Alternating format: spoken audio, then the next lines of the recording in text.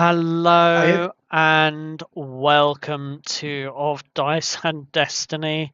We have most of the crew here tonight. For personal reasons, we still have one crew member who is not with us, and our best wishes go out to her. She, Aurora, aka Lou, is going to be back with us soon. So this one's for you. Let's see how well your crew can plan your return, I think is the best way of phrasing it for tonight's session. Would you all agree? Uh-huh. Yeah, it would be fine.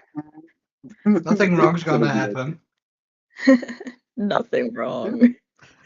No. Oh, this is going to be Because why fun. would it? Uh-huh.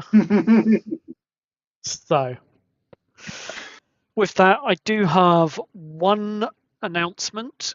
The brand new series of Games of Glory is not going to be live streamed.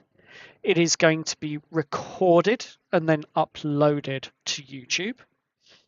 But if you want to join and watch and listen to it live when it happens on Saturdays from 8 p.m.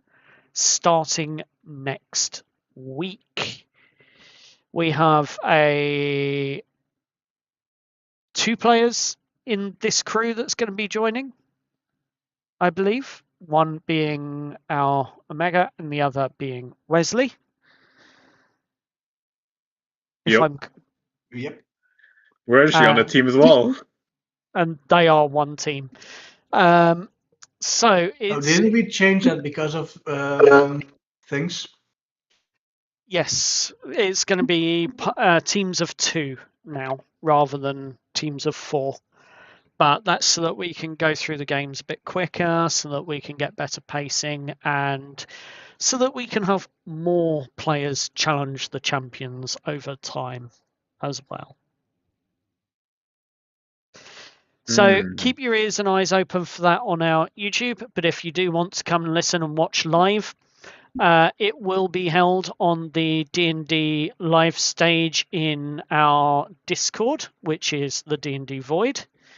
You can find links to that on our website at https dndgames.co.uk. So yes, go ahead, join in, sign up, and if you want to take part, come as a pair. We'll get you in the game, and maybe you can take on the champions. Who knows? We'll see if you can survive. But that is the Games of Glory, which is set in a Roman gladiator style PvPvE environment. It's gonna be chaotic. Absolutely. Yep. And then our City of Viridia games will be resuming again on Tuesdays. The other part of this announcement is it is with great disappointment that we are only going to be producing the live streams of Dice and Destiny and City of Viridia moving forwards. The live streams will then go to our YouTube channel and VODs on each service and platform that you're watching this on. We will not be uploading them to Spotify anymore, simply because I am overworked, and very much underpaid. And I just do not have the time, and I do not have an editor at this point in time that can assist fully with this endeavor to an extremely tight schedule that I was originally working on. So we are going to bid farewell to our Spotify platform temporarily for everything except the open season games. Open season will still continue to get published on Spotify, And then from Spotify, it'll be replicated onto our YouTube channels where you can continue to watch or listen should you choose. With all of that out of the way, I think it's time to get into tonight's episode of Dice and Destiny. So, who can remember what happened? Don't ask me. You lot are playing a serious campaign and you can't. I can remember. And with the exception of Jess, none of you are taking notes. I cannot believe this. I suck at I taking. have a notebook. I have a small notebook that I just write stuff into. I've not been doing it because it's been a busy few weeks. I'm so terrible at it. Oh my god. You lot, you couldn't organise note takers in a. That's because they've got an amazing note taker in me. Well, that means you're stuck doing the. I wasn't volunteering. You're but the only one with notes other fine. than me. Fine. So, feel called out. Last session, the party headed towards Lord Whitestaff's residence, and we got through with the letter from the Tailors of Cambridge, which had the Civil House seal. We gave him some Jack Daniels amongst, as well as the letter from the Taylor's of Cambridge. Sorry, I'm losing my brain today. I'm so tired. Anyway, he is all up for us infiltrating the asylum and getting our friend back because he lost his top butler and his wife to these people. He's basically given us information and also has an inside person that is going to give a red ledger to Aura and basically be our key to getting in, if I'm correct. And then former Justice Guard will basically, slip us the ledger, but I think you did a bit with Aura, not directly with Aura, where they tried to give her the ledger. Yes, and that didn't go very well because the informant has now been sadly killed. So we have a plan. We don't have a plan. So the informant was supposed to. I don't know. Yeah, basically that we have to get Aura. She has a red ledger that she needs to get out with us because of the informant that's now been killed by the guards. And we went back to the Anchor's Way Inn and sat down. Captain Sorrel joined the table and told us that Barnaby had been the message from Barnaby back from the Ironstead had been intercepted and Barnaby had been killed, and we will never know what is in the letter. And I think that's where we left off. I'm sorry for my rambled garblings. But yeah. I don't think I missed anything, did I, DM? Oh, yes, I did. There's also a black glass cavern mountain to the north where they're creating weapons. Did I tell you that? Yes, you did. Lord Whitestaff told us that. Oh, yeah. So he did. Lord Whitestaff told us that. So, yes, you are currently at the Anchor's Way Inn. That's Weigh, by the way. Not the way you've written it in your notes. I did my best. And you are about to settle down in two very small, cramped rooms, having just had Captain Sorrel inform you of an owl he shot down and a message that was attached to it that you'll never get to read. But you were crowded into one cramped room, discussing your plan of action before you settled down for the night. So, what would you all like to do? So God. go ahead. No, just the situation. Oh God. We're in a small room now discussing a plan. So before we go to bed, I think we should at least get a alarm on the black gloves that we have. Hmm. What do you guys think? Yeah, sounds good. Probably smart. That would be smart. I'll be carrying my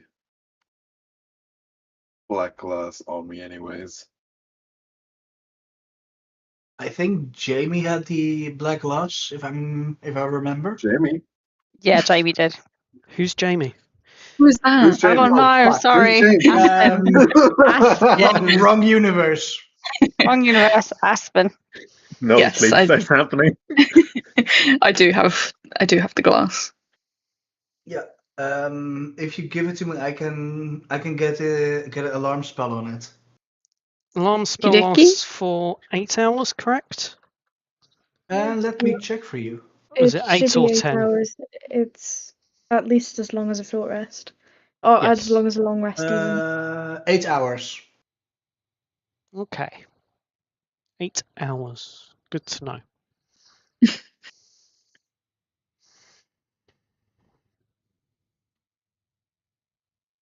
Yeah, but what were we going to do about the long rest? Because obviously there's 2 rooms, and with this, what's his face, Captain Sorrel, threatening us indirectly. Are we going to be safe tonight? I don't think they're gonna do anything to us tonight. I don't know though. Could be a The possibility. thing is, we thought that last time, and well, we know what happened last time. Bro, we did burning fields. Though I could also set up a unseen servant that keeps watch. Can you do both at the same time? They are not. I don't have to concentrate on them. Ah, okay. So So technically, it's yes, you can. yeah. It will take some time to get the all these spells up, but it should be possible for sure. Cool. If I can help with any spellcraft, I don't mind. So, as you're discussing this, who has a passive perception of 16 or higher? No, Me. I'm already out. not even close. Me. Okay, we have 2 one. off. So, for those with a passive perception of 16 or higher, you become faintly aware of a small hovering orb in the top corner of the room. I have 16 as Oh. Okay. How close is it to me? I would say it's within 10 foot. I mean, it's a small room. It's just in the top corner. I will point it out to Steve. Can Steve tell me what it's made of? What is it? Look, over there in the corner. Some kind of Uh-huh. orb. If you're actively trying to perceive what she's seeing, I will need you to Yeah. roll me a perception check because your passive perception was lower than a 16. Yeah. All right. Yes. Ooh, that's good. Oof. That's good. Yes. Nice. I'd say 21. Indeed, it is a 21.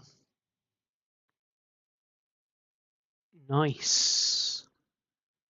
So, with a 21, you begin to see the outline of this orb very, very clearly. More so than the faint blur that Jess is seeing at the moment. But Steve, you see in the middle of this orb is like a dark, black, almost purple sheen that runs around and through the middle of it, with what appears to be a faint glow of an eye. Can I use a spell slot to immediately cast Detect Magic on it? You already are aware that it's magic. What are you trying to obtain from... I'm trying to obtain what kind of magic it is. Right, okay. You can cast Detect Magic. That takes up to 10 minutes, correct? Not if I use a spell slot. If I use a spell slot, I think I just cast it. Okay. If you're using a spell slot, that's fine. As you cast your Detect Magic and you find yourself trying to divine what this is, you get a sense of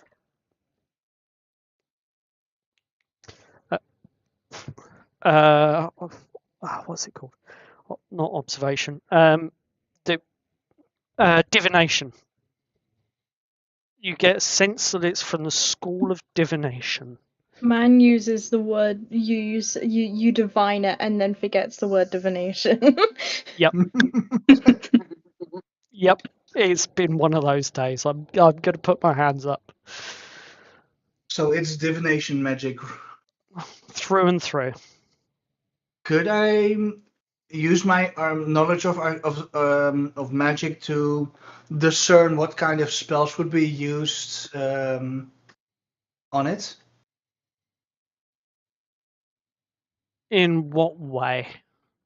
Like I'm basically using my knowledge to figure out what kind of spells could be cast on this orb. That's divination magic. There wouldn't be any spells cast on the orb. You would know that. The orb itself is the spell. Yeah. Is the result of a spell. But if you give me a Arcana check. All right. Guidance. I need it. Yeah, I'm casting guidance. I see him doing something. I'm gonna do guidance. Let's say D4, right? Yep. Yep.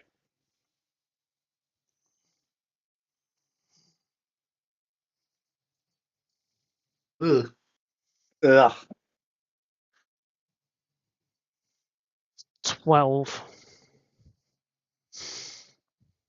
As you try to determine what magic this is, as you attempt to investigate it that little bit deeper, it notices you. And there is a purple eye with a slightly yellow, almost cat-like look to it. Turn straight in your direction, Steve. Uh-huh. You don't work it out. Sudden, and a bit of a shock that it's staring right at you, like it's noticed you. Give me a wisdom check, please. Wisdom save, please. Oh boy. As it is staring directly at you now. Oh no. Oh no. Okay. Oh, it looked like a net one from the dice that I was rolling. It's an 11. Oh. As you are staring at it, trying to work this out, and it's staring back, it locks its gaze. You can't pull away. You can't look away. And you feel yourself being drawn into it. And as Oh. you feel yourself being drawn into it, your eyes become very heavy. Your body almost goes limp, like a dead Guys. weight, like a sack of potatoes, as your consciousness is drawn into the orb before anyone can react.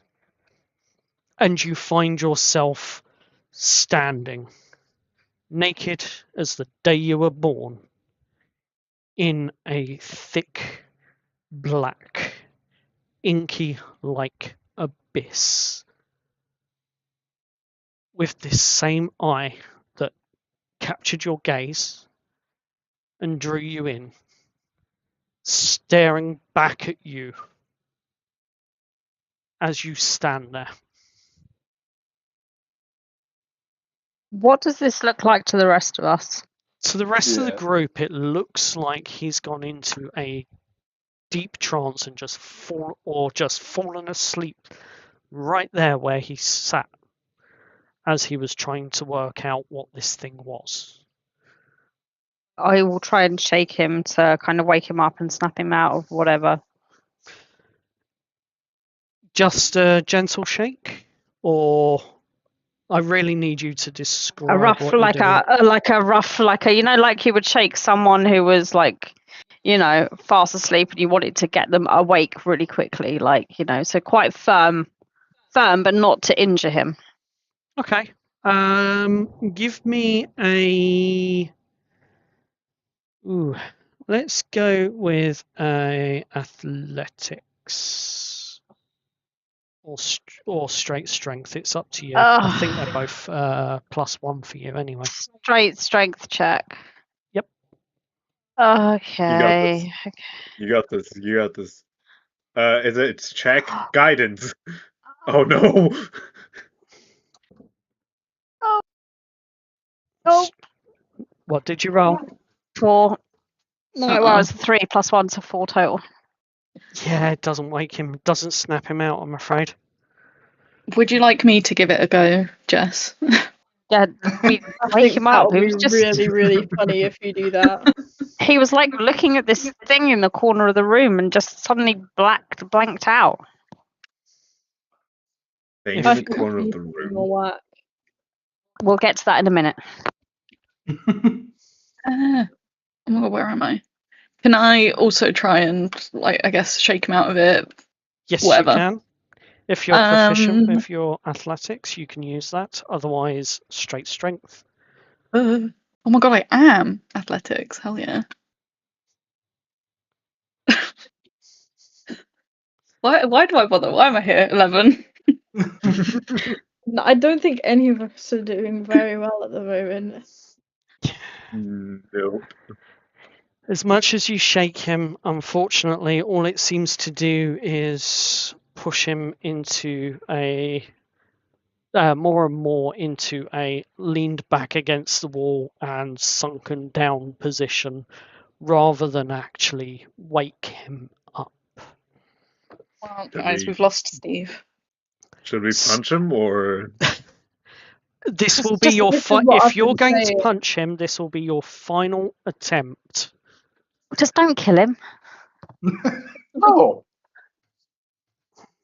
Question is, who wants to punch him the most? Wow.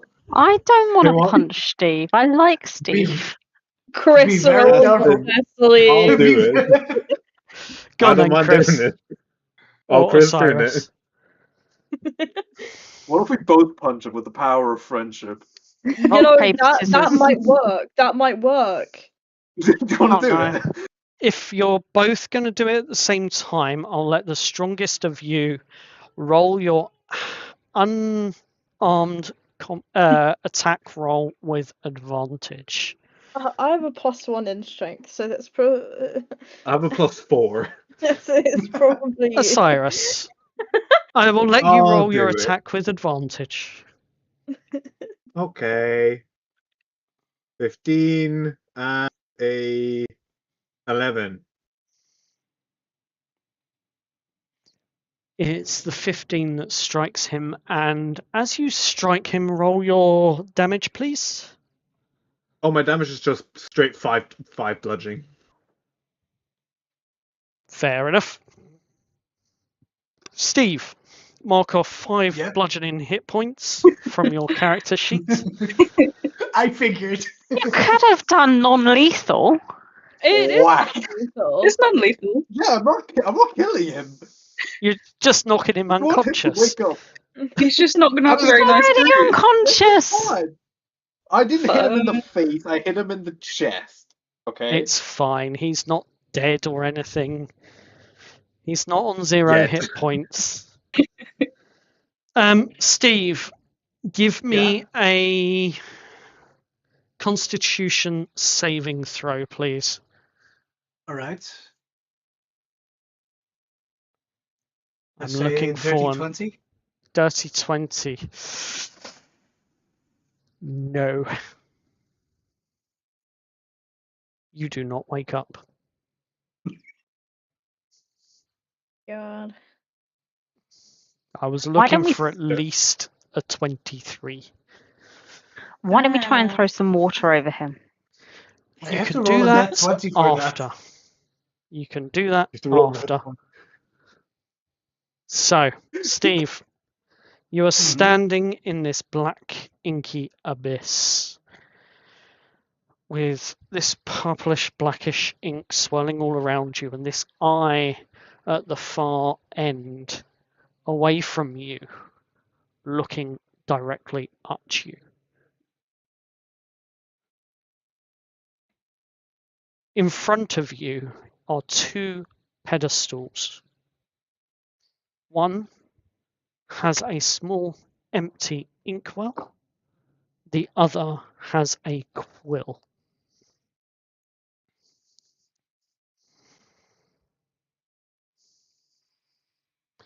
You hear the booming of words as though it's echoing around this empty abyss somehow. Yet it's deeply rooted in your brain. Judgment.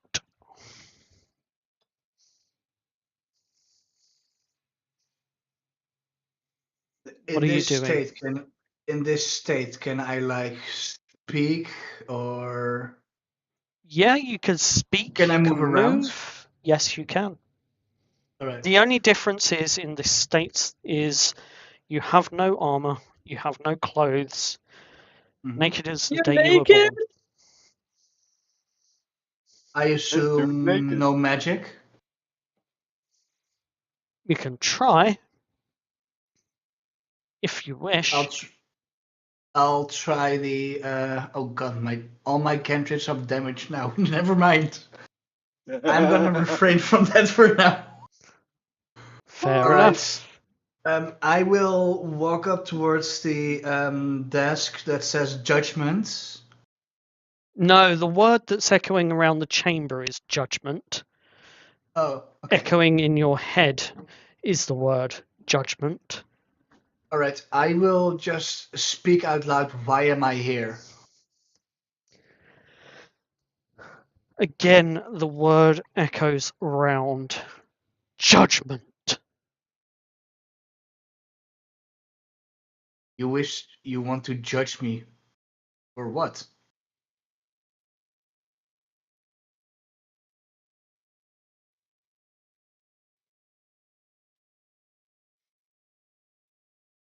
In Draconic, you hear the words. Do you understand Draconic, by the way? I do if I have if I can cast comprehend languages. You hear for the moment, you hear the deep grumblings and growls of a Draconic language. Short, sharp, sweet. You assume it's probably the same word, but you can't tell.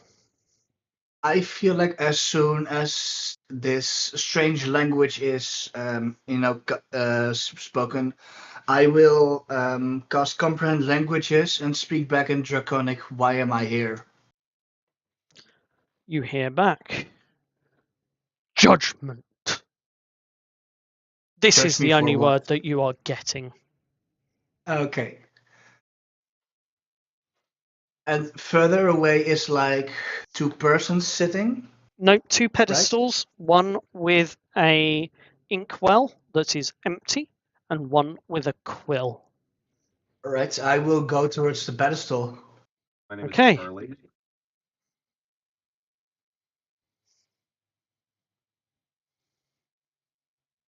You walk towards the pedestals. What are you doing?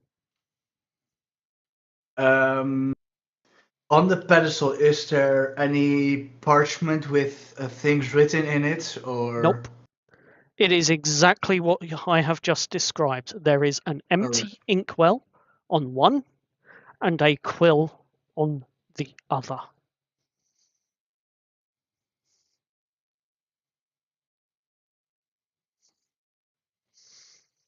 What are you doing?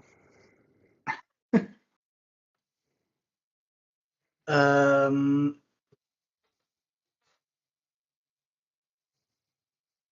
God.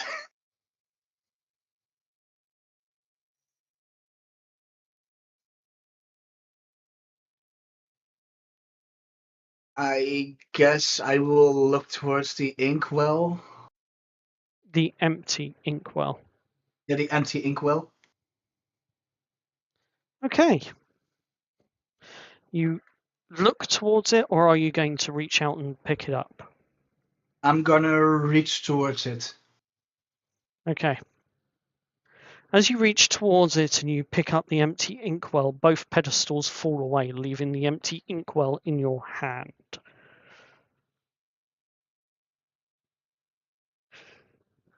And for a moment, it's just nothing but you, this inkwell, and the eye.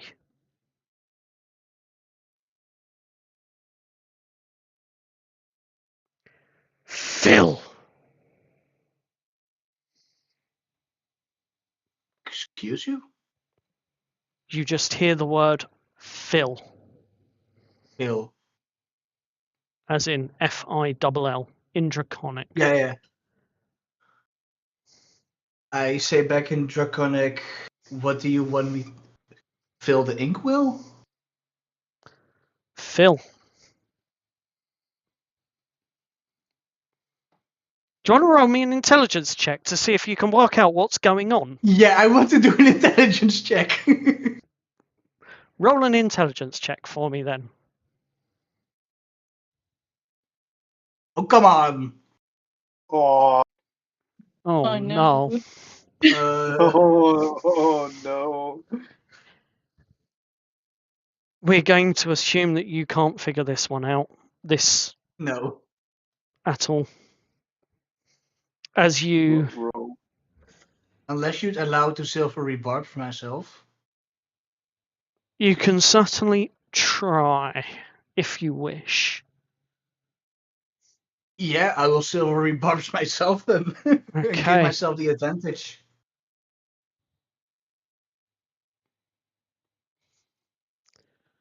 So a reroll with advantage.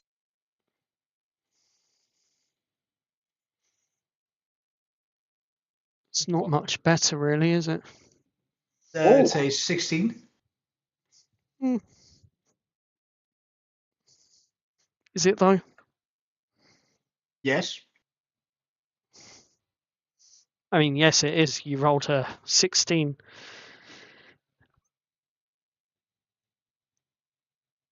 As you begin to try to piece together what it wants you to do, you do realize it wants you to fill the inkwell with ink as a part of your judgment or trial, whatever this may be. All right. Do I see any ink laying around? You are standing in an abyss of swirling pinky black ink. All right. I guess what I will try to do is try to touch the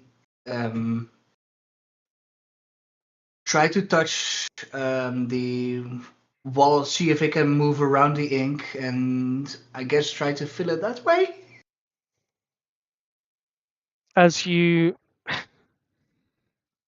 At this moment in time, I'm imagining you trying to wave your hands at the ink that's swirling around you and all around you to Just like try see and scoop it and put it into this inkwell. But every time you try to scoop some up, you manage to scoop it fine, but you realise it's never actually hitting your hand. And for the same reason that it's not hitting your hand, like there's a thin barrier between you and the ink. As you try to put it into this glass inkwell, doesn't want to go in. It's like there's a thin barrier. I need you to roll me an Arcana check. All right. To see if you can work this one through. All right. Well, here it goes. Let's say 13. You begin to struggle, but you do manage to start pushing small amounts of ink into the ink well. And it takes you what feels like an eternity to fill the inkwell, scooping up rather large amounts of ink balls, as it were, from around you to try and shove it in. And you hear, as you're doing this, a hearty chuckle coming from the distance. In Draconic, you see the pedestals rise up again before you. Place.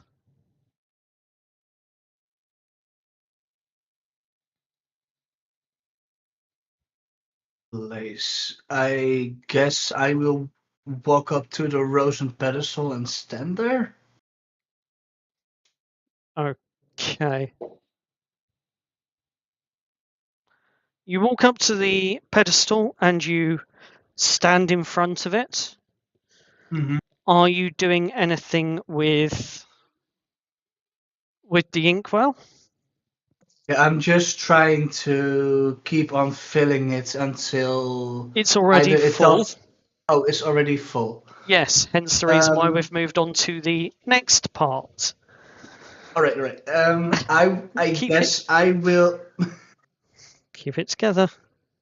Yeah, I will.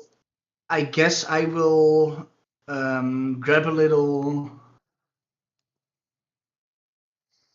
No, I won't do anything with the ink. Well, for now, I will just walk up to the pedestal. And you're not putting it on the pedestal or anything, no?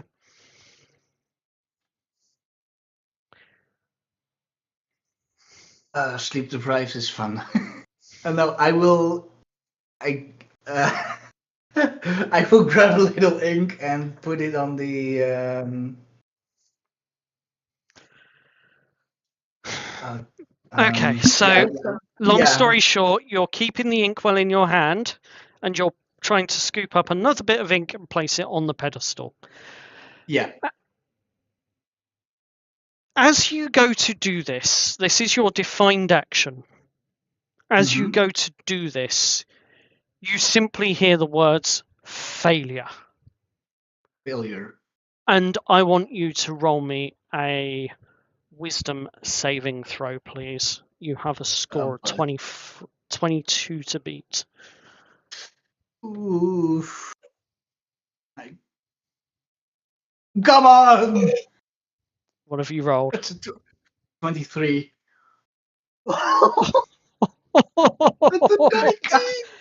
You feel it at first.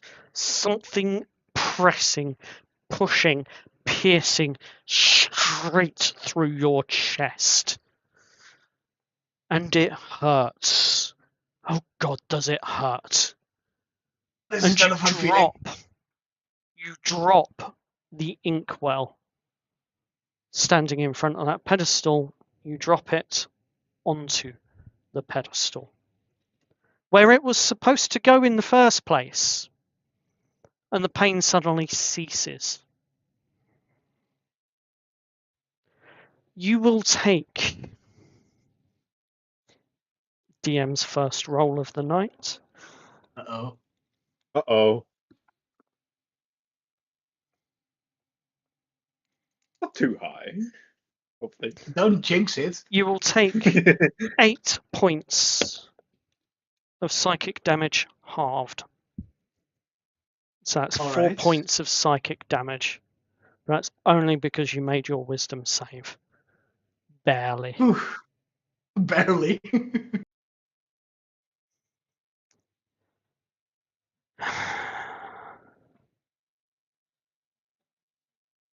You hear and, well, you see it more than hear it at this point in time as you look up at the eye that's staring at you, towards you. It blinks. And as it blinks, you feel a movement in what could only be described as air in an airless place, blowing towards you at great velocity. And if you wish to remain here where you stand, I need a dexterity check, please. 18 or higher to beat. If We'll you give wish to remain here. Yeah, I want to stay here. I want to figure this out. Okay. Here he goes. Nope. Oof. You Let's say try 14. as you might. You try to resist. You try to stay where you are at this pedestal. You're clinging on for dear life. But with each blink in more and more rapid succession, you find yourself being pushed backwards by whatever winds or currents this thing is cocking up as it blinks. You're not sure yourself what it is, but what we can safely say, is that it takes less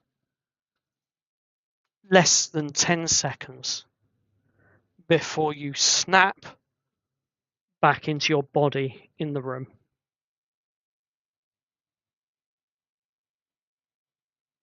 And you open your eyes. What the hell happened?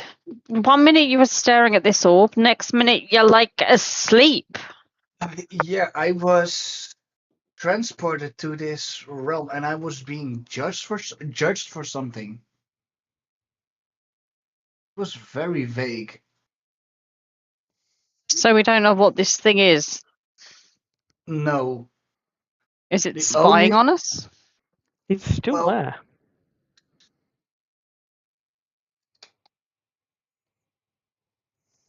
I don't know what it wants, but it's said it was judging me. I was in this realm full of ink. There was a pedestal. Do you feel And- okay? I took a little damage there, but I'll be fine. Are we still in the room, the pub room? Yes. Or are we in our own room? Oh, damn it, there's people around. No. You're in your own room in this. Oh, pub. if we're in in our this own inn. room, I want to get my dagger and I want to try and throw it at the orb. Don't This is just probably throw This it. can only go terrible well. idea. This Okay. can only go well. Roll an attack for me with Oh, your boy. dagger thrown. Okay. Like, let's just hope I roll shit. Oh, okay. No, I didn't roll shit. No, you don't. Oh no! What did you roll? Why did you have to? Uh, Oh, 23. On a 23 with exacting precision. Was that a crit, by the way? No, 30. Okay. With exacting precision, you manage to not only throw the dagger and slice it cleanly down the middle. It does dissipate, Oh, but your dagger is now wedged firmly into the wall, I'll retrieve the On- dagger. It's fine. about 10 foot Wanted up. to study that. Who's tall in our party? Aspen, would you be able to give me a little bunk up so I can grab my dagger, please? Sure.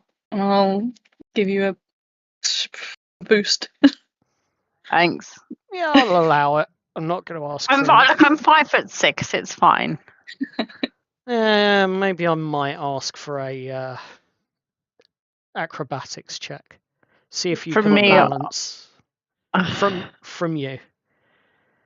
Takes. No, I can't balance. I know. We're doing really well, guys. Do you want to see well. if you, noticing that Jess is losing her balance, Aspen, do you want to see if you can grab a hold of her ankles and just push her upwards with your raw strength? Sure. But This would be an athletics check. great. Let's try this one again. See if I get anything better than last time. No. Oh no. Sorry. Yeah. Oh no. To be fair, I have said that she's clumsy, so Yeah. it fits. That's Can fine. Chris try and see this absolute clusterfuck and try and help in any way at all? You certainly can try. What would you like to do to assist or aid in this? Just Oh, try no. and probably just like slightly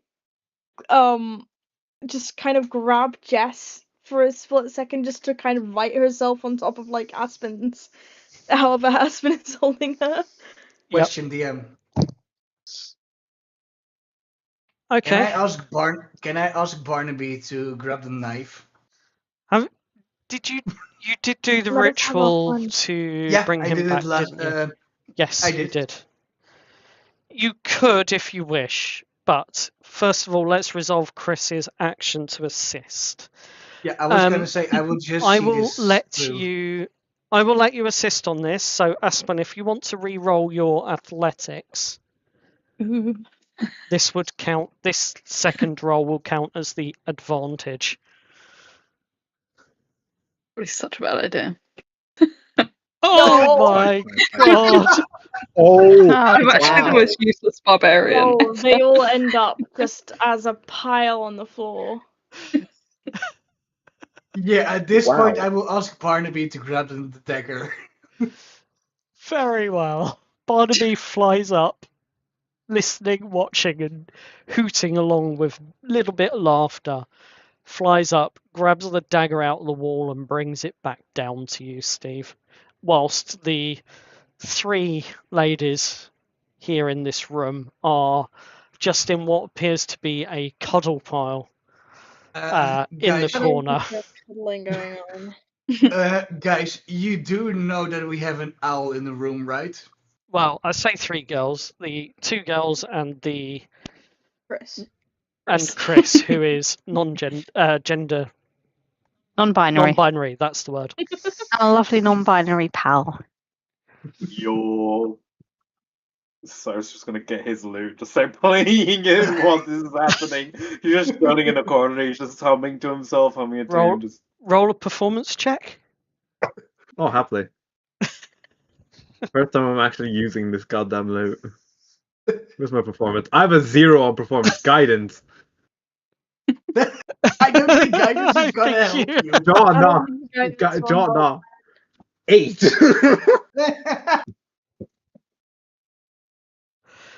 What were you trying to play? That's always a good question. Claire de Lune, obviously. Maybe. Just I a really old, just sea song. Right. You start trying to play a really old sea song, sea shanty that you knew, and instead of it being a sea shanty, it kind of reminds the rest of the group from Earth of what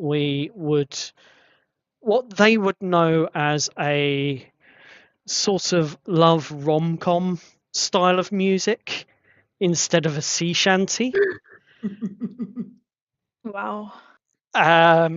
Yeah, it's Brilliant. Unique. Chris is just unique. kind of lying on the floor, just kind of staring up at the ceiling. I imagine just Aspen just sprawled out on top of them, just kind of laying there, just not moving. Very well. After a short while of this, you do realise that it is getting quite late, however. So if there is any conversation that you need to have, now is the time before you head to your respective rooms to sleep. I will hand Jess her dagger back. Thanks, Steve. Appreciate it. And thanks, Barnaby. You're And I'll pet Barnaby slightly. You know where birds like the back of their neck being ruffled? I'll just like stroke the back of Barnaby's neck.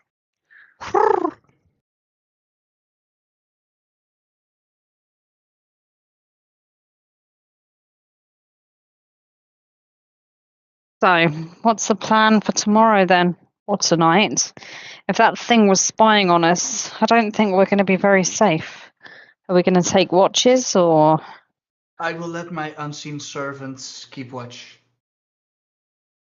Fair enough. I say we He pack up will. everything and be prepared to run out the window again. Yeah. I think we should run out the window anyway. I think we're safer here tonight. I rather don't want to find out how this city is at night. We're gonna need Me to find neither. out anyway. Things are happening at, what, 3 a.m.? Or 3 bells! 3 bells. That's like three. That's like an afternoon, early evening. So we've already had that, I believe. It's the end of 3 bells has indeed passed this night. It's tomorrow's 3 bells, and we need to be at the. Hang on. Whatever it is. Just out of curiosity, would anyone in the party be wearing a watch, an analog watch from Earth? Got a smartwatch, not an analog watch. Yeah, that would have lost track of the time a long time ago. If it's still even charged. Nope. No, I feel like Steve would wear one. Chris doesn't wear a watch. Chris goes by the sun. I look at sun and it tells me time. Steve, when you look at your watch, you figure that the third night bell, is roughly about 9 o'clock according to your watch. So we'll give you that one. Yeah. All right. So the third bell is approximately around 9-ish. Right. What's the time now? I look at my watch. You look at your watch indeed, and it's about 1 a.m. It's roughly 1 a.m. Shouldn't really get to bed then. Yeah, Got a long we day should. and very long day tomorrow, and I think we're gonna have to fight. You're breaking up there. You need to raise your microphone to your mouth. Sorry. Sorry. I said I think we should get some sleep then because I think we're gonna have a fight on our hands tomorrow. Yeah. Probably. Yeah, I will just set up the unseen servant and the alarm spell, and yeah. Okay. So as you know, you have 2 rooms. Who's sleeping in which room? There will be 2 beds in each room. So one of you is sleeping on the floor of one of the rooms. I can sleep on the floor. Jess is going to take a bed. You can sleep I'll on the probably floor as share well with if you Aspen. want. Okay. And I assume Steve and Osiris and Chris are going into the other room. Yeah. So that would leave Jess I and don't mind Aspen with where a I bed go. each. I need to stick with some muscle. Well, after my rolls, I don't know if you want to stick anyone at me. Yeah, I'm thinking of switching to manual dice, to be fair. I've Oh, always loved manual dice. ah dear. Well, as you go to sleep, your unseen servant keeps watch, pacing back and forth, unseen, between both of the rooms.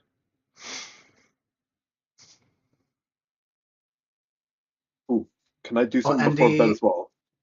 Yes, you can. Steve, do you want to go first, or oh, I just wanted to notify that the alarm is a mental one that notifies all of us, or within the range of the spell, of course. I believe the alarm you set on the box. It is on the box with Yeah. the obsidian. Yeah. Okay. Ooh. And it's a 20-foot cube. You can't have a 20-foot cube on the box that is maybe a foot long, not even a foot long, about half a foot in length. Your alarm spell would be, You can set an alarm just around the room. yeah. You can set an alarm against intrusion through the door or window or an area within range that is no larger than a 20-foot cube. But Yeah. is it worth putting it just around the box or around the whole room? So you know if anyone comes in. Well, I would just cast it in the whole room. Yeah, okay. You cast the alarm spell around the rooms, and it's 20 foot is enough for you to be able to alarm both doors. Yeah. And you settle down for the night. Osiris, you wanted to do Yes. something.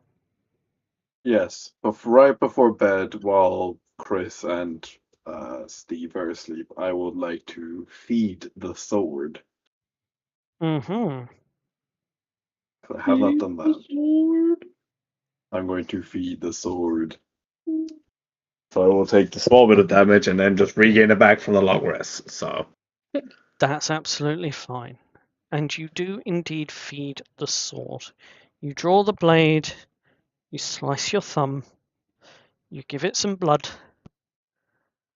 and it sucks it in.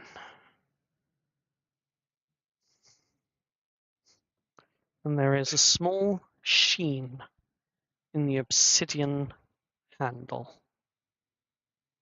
before it settles down again, almost feeling satisfied.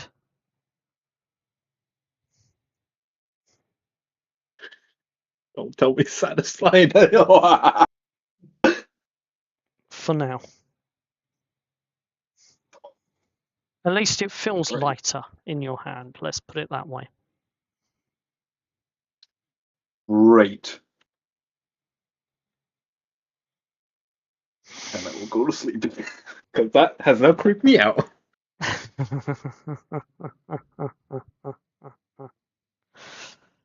Oh dear. As you fall asleep, we'll get back to you in a minute, Cyrus. Are there any other conversations that anyone's having before everyone retires to sleep? Nope. No. So Aspen and Jess are just going lights out. That's it. Yeah, it's been a pretty long day. Hmm. Unless Aspen wants to talk about anything. I think she's good. I don't think anything's happened that she needs to talk about. I think we're good. Okay. Just tired and want to be rested Yeah. for tomorrow and what comes. Fair enough. As you both settle down for a night's rest, turn out the lantern, and that's it. Steve, Cyrus, and Chris. Before your heads hit the pillow, is there anything that you lot would like to talk about before bed? I can't really think of anything. Chris is just tired Out. at the moment, I think. Hmm.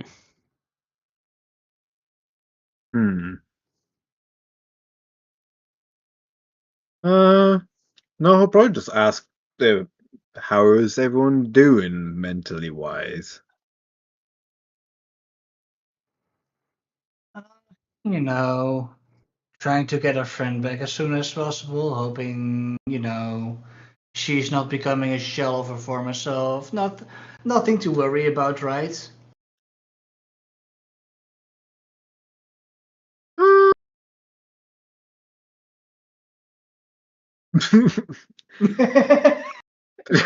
Cyrus just looks at you. Chris is just asleep at this point. Fair enough. You just hear just snoring. Good Okay. indicator to go sleep. As you all turn in for the night, we're going to start with Chris. Chris, as you lay there and you begin to snore away, flitting away in your dreams, whatever they may be, one of which becomes very prominent in your mind. It's not quite a vision, it's more like a lucid dream. You can feel yourself controlling yourself in this dream. You're aware that you're dreaming, but you are out in a field. Giant field. There is open space, green grass, trees around you dotted, not too dissimilar to maybe somewhere up in north of England. Nice and open, but plenty of green, plenty of nature around you. And as you are in this dream, you see that there are several creatures, animals. They seem to be of some of them of Earth, some of them maybe slightly twisted versions of Earth creatures, you're not sure. But if there's one thing that you can be certain of, it's that one of them is staring at you. It looks like a baby. It looks like a baby deer, little calf. Little baby. Oh, I'm just gonna stare right back at it. Just kind of just looking at each other.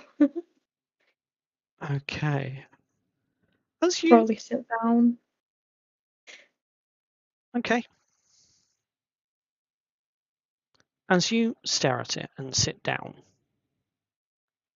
it stares back and starts moving slowly towards you.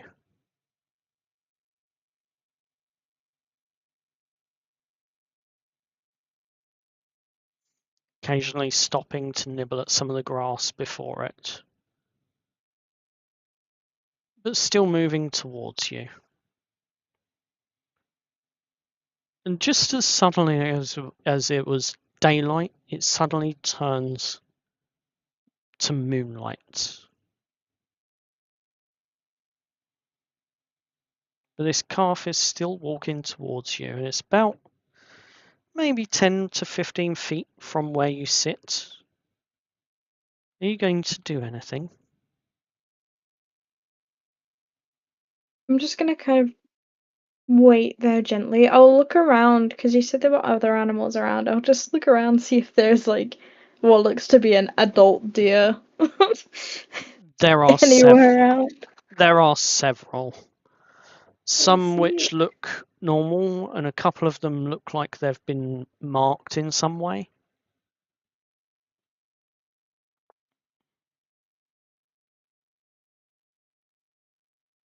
Chris is just gonna kind of look at the deer and just be like, "Where is your parent? Where to go?" Tilts its head to one side as it looks at you. Chris is just gonna kind of grab a handful of grass and just kind of hold out their hand slightly for it. Takes a step towards you. As it does so, you hear a snort and the sound of charging hoofs on the soft grass, running towards you.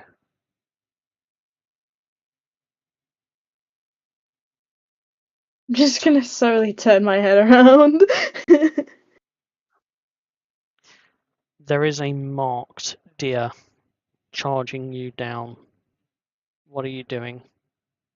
um, I am going to stand up. Does it look like it's got its eyes trained on me or just in my direction? At the moment, it looks like it's trained on you. Um, I am going to stand up. And I am going to effectively wait until it's close by and sidestep it and see if I can cast Gust to kind of just make it go in a different direction. Okay, as Redirect it. it's charging you down 20 feet, 15 feet, 10 feet, I need you to roll me an athletics or acrobatics, your choice. Check. Both of them are the same. I didn't mean to roll it with advantage, but that's... I don't know why it rolled 2 d20s. What? I'm so confused. It's Wait, fine. yeah. That's I didn't fine. mean to roll it with advantage. But that is the first roll was a natural 1, so Yeah, I can see that. I don't know. It's unfortunate as you try to sidestep it. It rams itself directly into you, knocking you backwards. Didn't hit the baby, so No, it did not hit the baby, which is a good thing.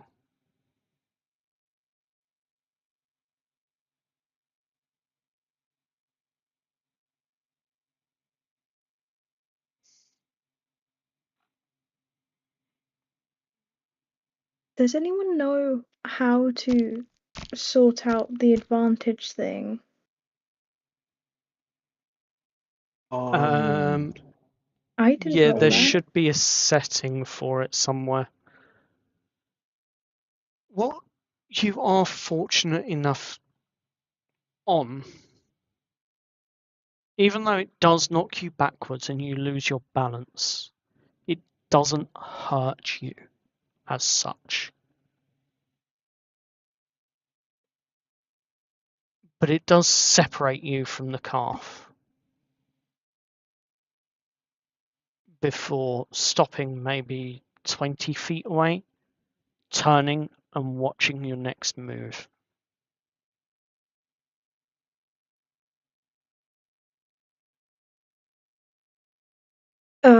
Chris is just gonna look at it and then look at the calf and she's like, "Is it yours?"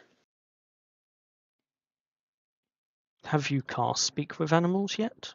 I mean, I can, but I haven't yet. It looks at you, not understanding you, what you're saying. Still anger in its eyes. Chris kind of just shakes her head and just sighs slightly, and I will cast Speak with Animals.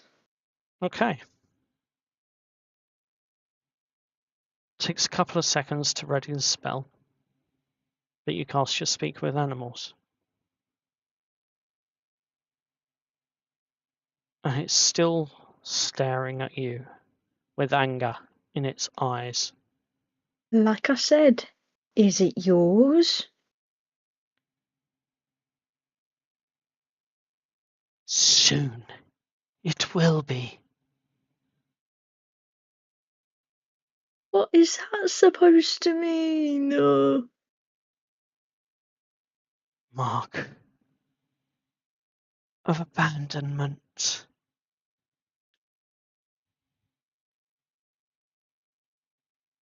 Lost your way to nature, to live in the city. Can smell it on you. Leave the calf be.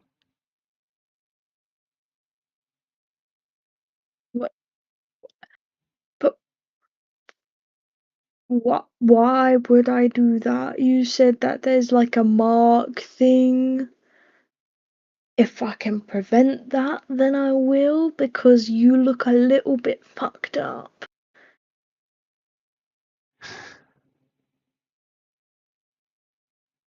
Fucked up. Yeah. Fucked up is not what I am. Marked by the gods, marked by nature I am.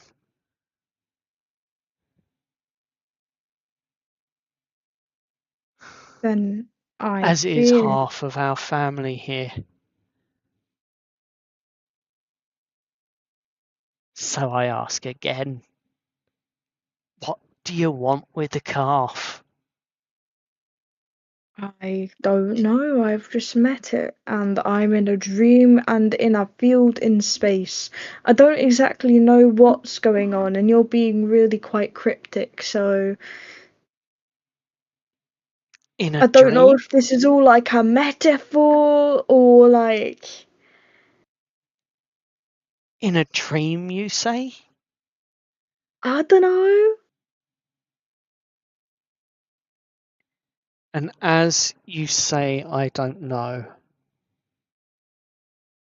everything around you starts to swirl. And eventually it settles back down, but instead of the lush green grass and trees that was, it's now a barren, dry, and burnt area compared to what it was before. And you can see the smoke of industry in this short distance, not too far away. Oh, And that's really. still, that deer is standing there. The calf is gone. That's really The not deer nice. looks at you.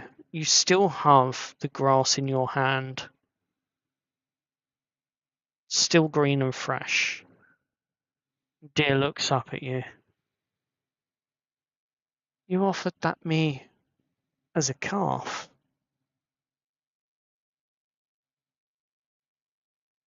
Is that for me? I'm hungry. I mean, sure. It's about the freshest thing you can get in this place now. It steps towards you gingerly. They won't. They'll act just complete. They'll basically almost be still. They don't want to freak it out. But they kind of like look around. It's just like, look, I know that I'm currently in a city, and you know I don't particularly enjoy being in cities. I think that they're gross, and I don't like you know, the whole capitalism business, or you know, the whole destroying everything business. I don't really like it, and the whole Londonium expansion stuff. I don't like it. It takes another step towards you, and it reaches forward with its neck and starts to eat at the fresh grass in your hand.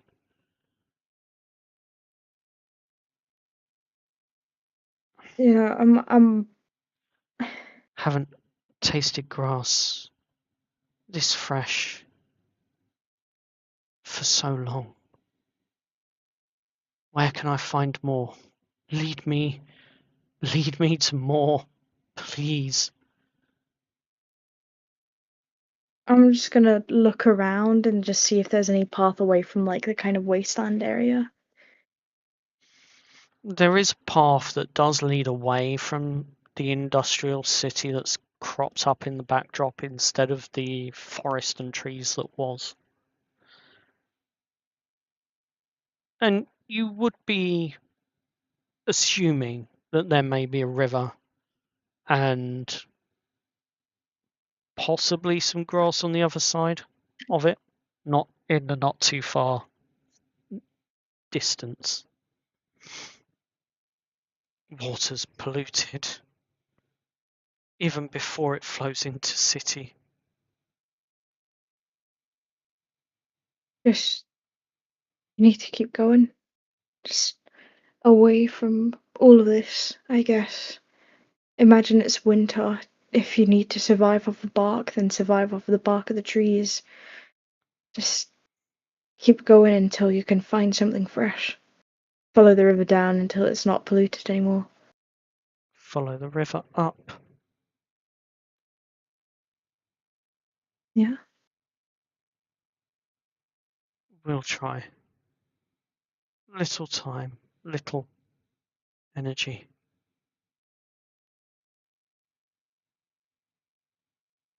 I've not seen the moon for years. For a year.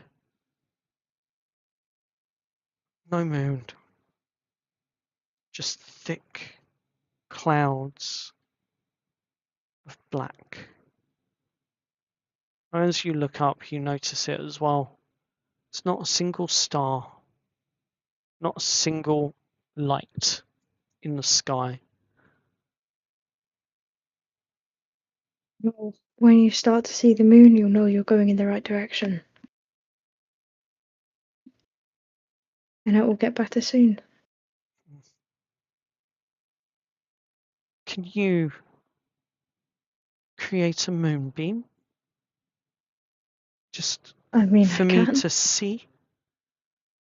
I'll guide you the way. And yeah, I can do that. I can cast Moonbeam. Chris will basically stand there and just basically almost just kind of like just have their hands together, almost like two fists like against each other, and you can just kind of see like the silvery light just coming around their fists and just moonbeam. And you cast Moonbeam, and for a moment, nothing seems to happen. But then slowly but surely, a powerful cutting beam pierces through the black smog and clouds that is polluting the sky above. For a brief moment, there is actual silver moonlight.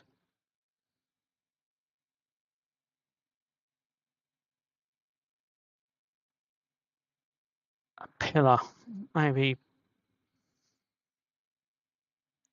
40 foot high, that you can see, but without a doubt goes on beyond that. And as it cuts through briefly, as though it's been called down from the moon itself, the deer looks up.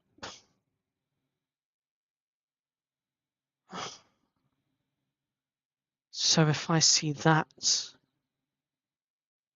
I'm going the right way. Yeah. Thank you.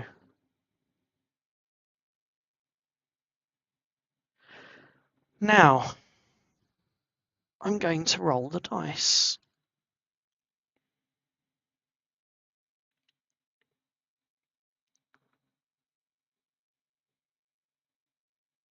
When I can get my dice out of the box.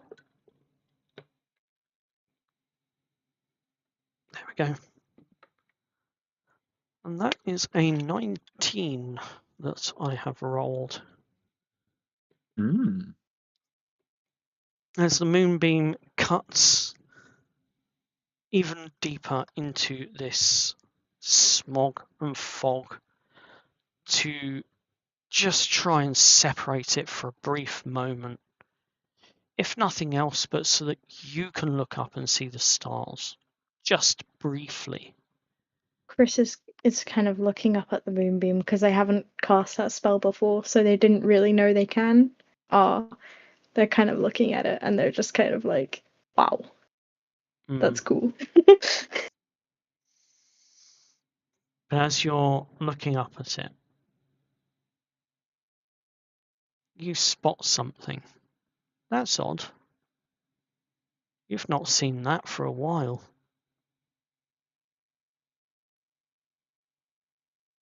Isn't that Orion?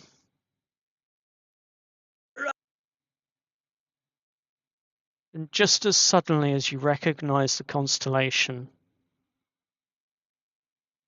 your minute with the moonbeam is up. And you snap out of the dream.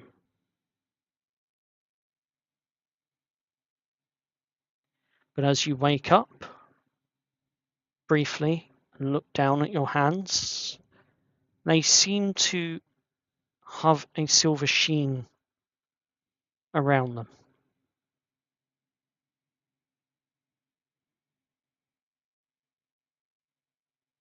Before it fades. And you go back to sleep.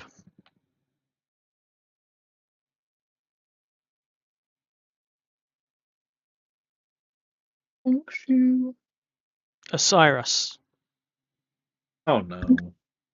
you fed the blade, did you not? Yup.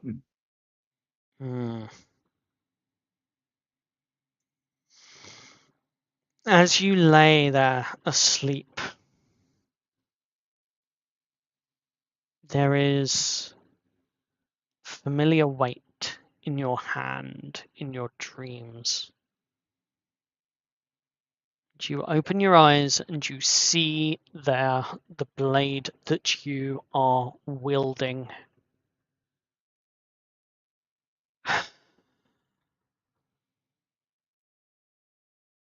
Now, as we spoke about,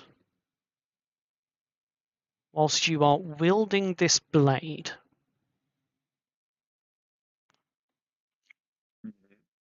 I believe, yeah, that's correct. As you are wielding this blade, you hear the words in your head.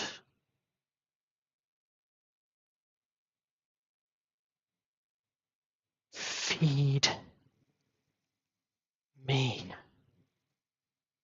And as you hear those words, you begin to see the obsidian blade of the obsidian handle and the inlay begin to unwrap itself from the handle and wrap itself around your arm. Oh. Before it begins to crystallize and encase your arm, your hand, and the blade as though it's one thing. Almost like a solid glove that you can't break out of. Yo. Relationship going on with this blade. Feed Cool. me. I'ma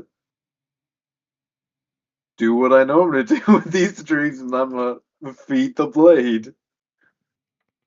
The thought crosses my mind in my dream to stab myself with the blade. Mm-hmm. Okay. I don't know if I should, so I'm gonna try and gauge the reaction from the blade. As you press your thumb once again against the blade in the dream,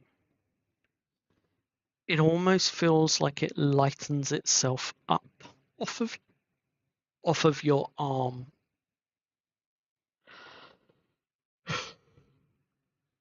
Before encasing itself more solidly. Not your blood. And you see before you two enemies, two rather violent looking, horrible elves. Or at least they would be horrible to a regular orc tribe, as it were. Tied up, trussed up, and put on stakes, but not to be burnt, but to be sacrificed to the sword.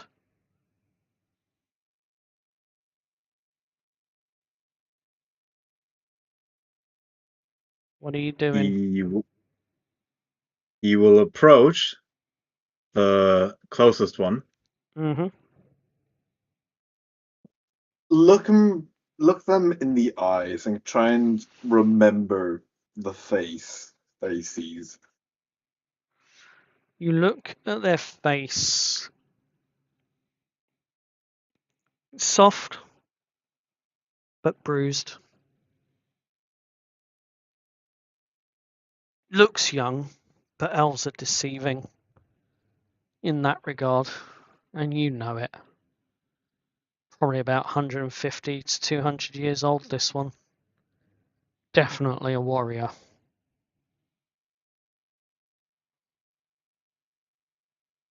But there's something about this that doesn't feel right.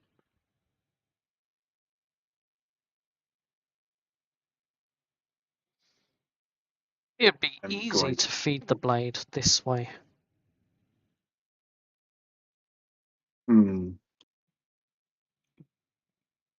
It'd get you out of this predicament you're in.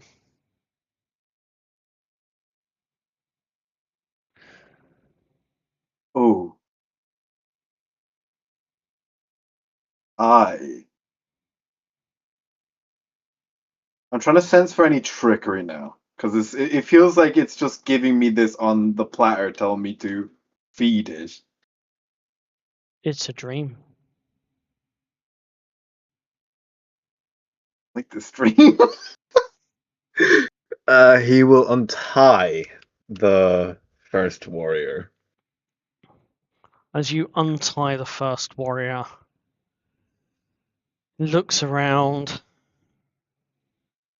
stares at you. Is this some kind of sick joke?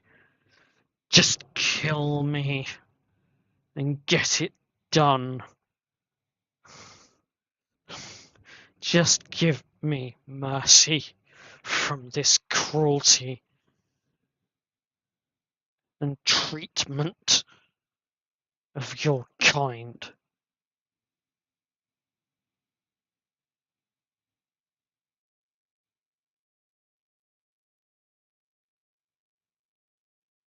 Why do you kill others? I'm asking him, why do you kill others? Kill others. I was in bed with I mean- my wife when we were ripped from our home.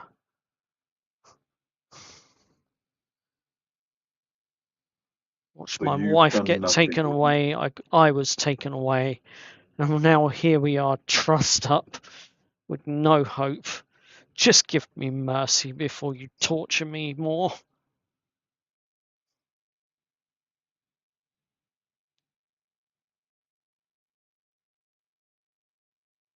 Wait.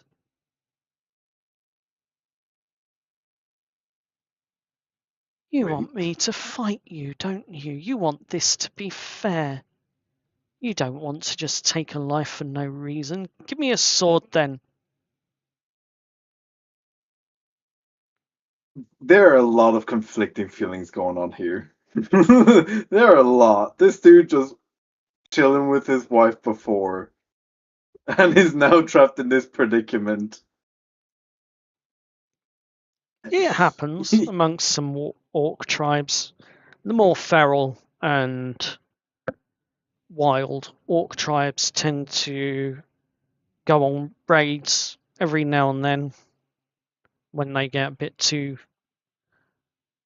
when things are too tough for them, they will tend to band together and go on raids, bring home the spoils of their pillaging. Men and women tied up to use as slaves or whatever the case may be.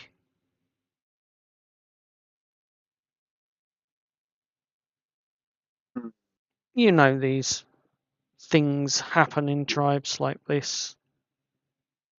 And you know that once they've outlasted their usefulness, it's time for them to be slaughtered. No one leaves alive. There is no mercy here, except that of the mercy of death. I will drop him a sword. It feels too easy. This is not what I grew up with. You try and drop the sword. I need a wisdom saving throw, please. Yep. Oh no, I was talking about I'm going to drop him a sword. Oh, you're dropping If I have him any more. a sword. Okay. Yes, yes. Right, okay, fair enough. You drop him a sword. And he kneels down and he picks it up. And as he picks it up, I need a different type of wisdom save from you, please. Conflicting. I want to not kill this dude, but also I do. That's a dirty 20. You hear it in your head. You begin to feel the blade as if it wants to move of its own accord, guiding your hand where it needs to be ready. But you have the willpower and the strength to hold back as you remember the creed of the Ash Cradle.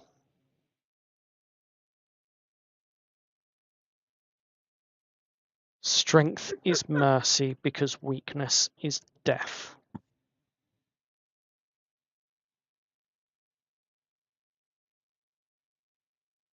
He will start repeating this phrase to himself and not. He will look back to see if he can Just walk away from this.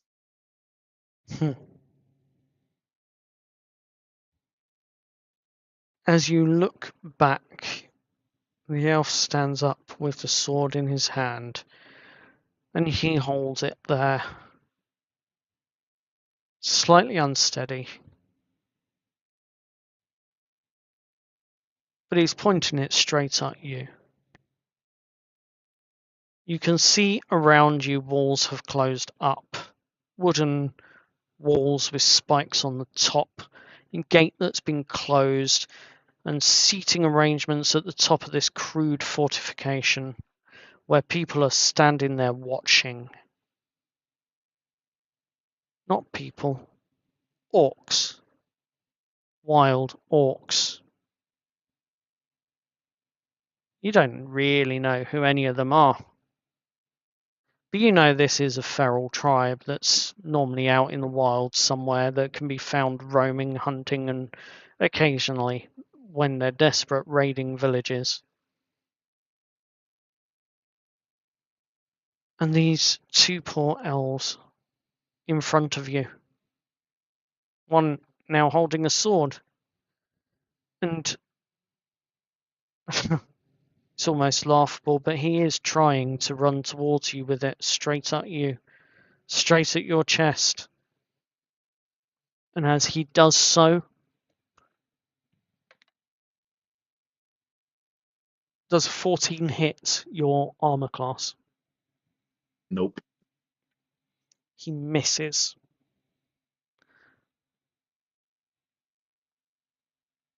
What are you doing?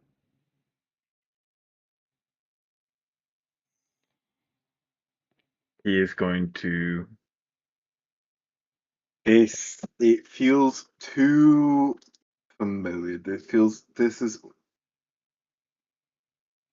what always happened before. This is some stuff that you've seen. He will grab the arm and indeed feed the sword, but not kill. And I'm going to just Stab his arm and just leave it then. Okay. And then start walking away. As you stab his arm, roll to attack.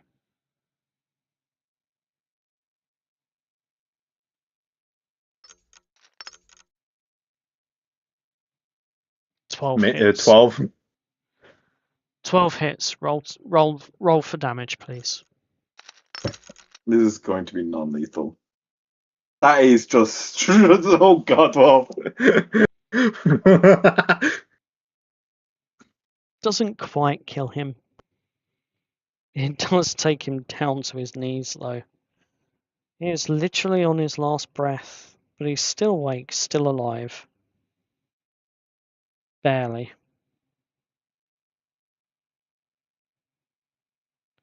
But the sword drinks. And it does not stop.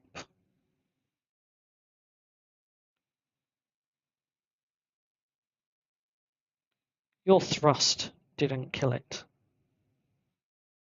But the sword, drawing the last remaining blood from its body, drinking it all up, as this elf figure crumbles to the ground before you. The sword does not give you a choice. And it relaxes its grip around your arm.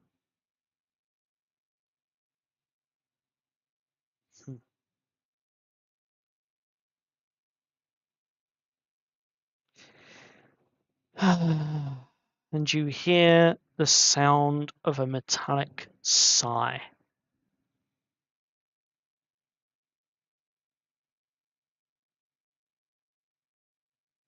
as words are repeated in a twisted fashion back to you. Because weakness is death.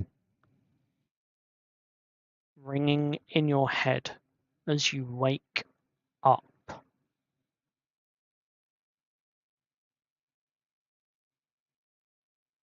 If the sword is anywhere near me, he's gonna throw it away. He's gonna throw it to the other side.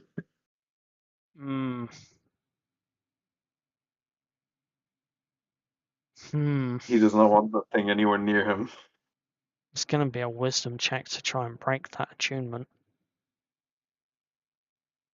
He's not breaking the attunement, he's just dropping the sword. Okay. I mean, I can try and you know what? Let's just see what happens. I'll try it. Why not? It's a wisdom check or wisdom save. It's a wisdom check to begin with. 12. Yeah, you can't. Nope. Now I need the wisdom save. As you try to drop it. 17.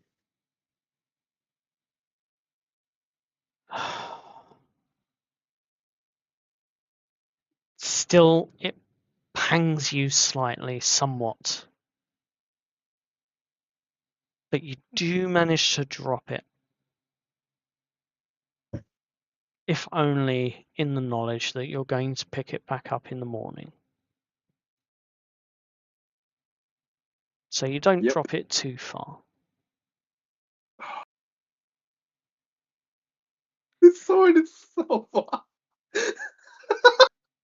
And then you remember the rest of the Creed of the Ash Cradle before you go back to sleep again. Do you wish to recite it? Or shall I? I need to look at my notes for this, so probably you for now, but I will pull up my notes quickly. Creed. Strength is mercy, because weakness is death. Pain is a tutor if the spirit does not flinch. Fear is not failure. Flight is not always cowardice. But surrender of the self is the first true defeat. The hand that lifts the rope lifts the town. The child who learns to stand may one day hold the line. Tempest does not ask that we are unbroken. Tempest asks that when broken, we become sharp.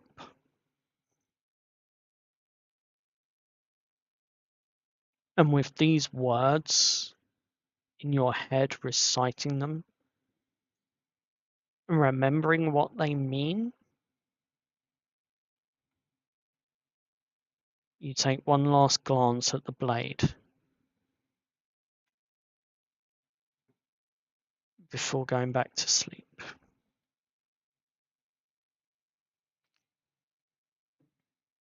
It is the next morning when you all wake up. And I would like to take a 5-minute recess, just because I need to get a drink, whilst you lot, as your characters, have whatever discussions and make your plans over breakfast. I need to also get a drink.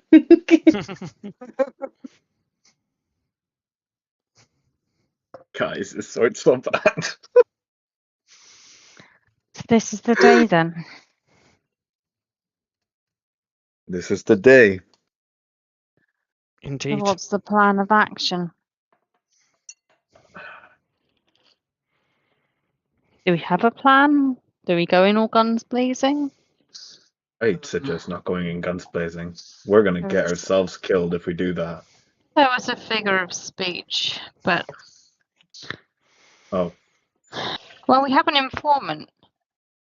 We have an informant dressed up as a guard that's going to let us in. according to Lord Whitestaff. So, well, do we know? We don't even know what this card looks like. Well, Nope. Ooh. Nope. if we're looking for stealth, I got invisibility. Yeah, I can pick new spells. Well, you can. I can't. Well, we may have to find another way in, like scope out to see when the guard changes are, that sort of thing. And that's what I'm saying. We Hmm. make our stealthiest party member invisible. Hmm. Well, that would be our barbarian. Weirdly. Good idea. Yep. Yeah. Surprisingly enough, our thief isn't very stealthy. No. But Anyway. would you be up for that, Aspen? I mean, I can certainly give it a go.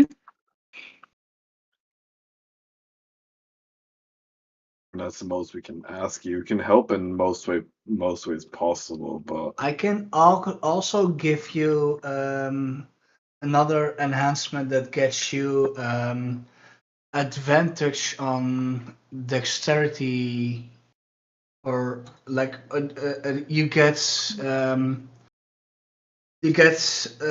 improvement while sneaking around. You'll be more stealthy with those two spells. Okay. I do have advantage on dex saves at the moment anyway. So what? eh, So what do we know about this place? That it's bad and we need to bring it down. Well, other than that, It's filled with yeah. people What do we that know want about this us. place? At the moment, not a lot.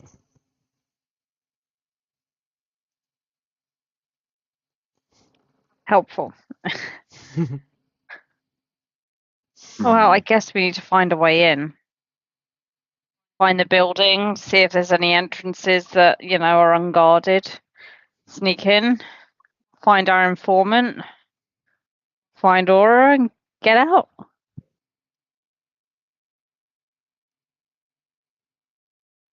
Mm-hmm. It all sounds too bloody simple.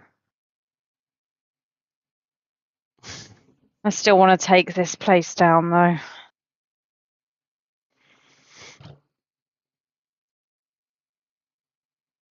So, as you are sitting there discussing these things,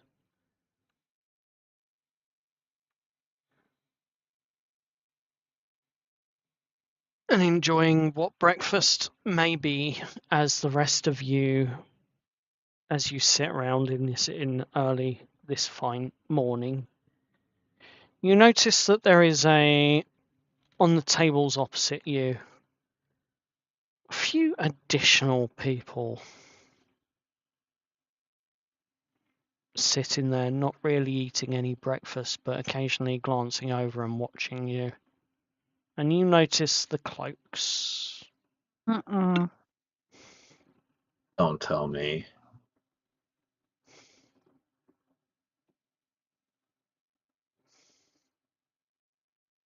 Well, looks like we're already being watched.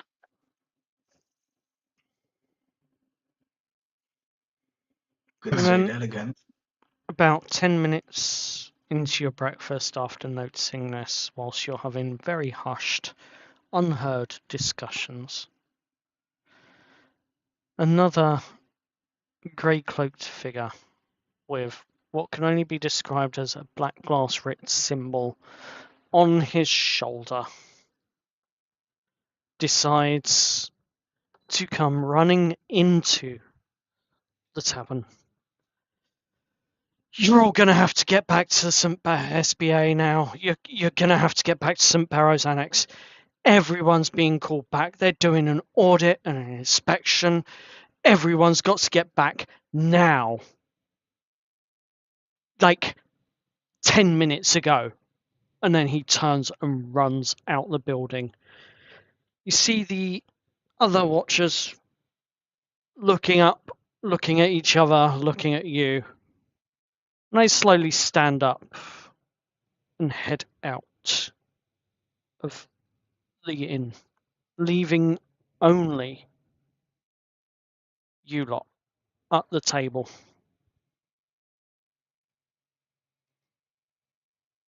Well, that was convenient. That also sounds troublesome if everyone's being called back. That place is going to be swarming with Crimson Cloak Syndicate members. Black Rip members. But yes. One. You said Crimson Cloak. But yeah, Black Glass for it. Ex Crimson Cloak. Now rebranded. Come on. Get with the times.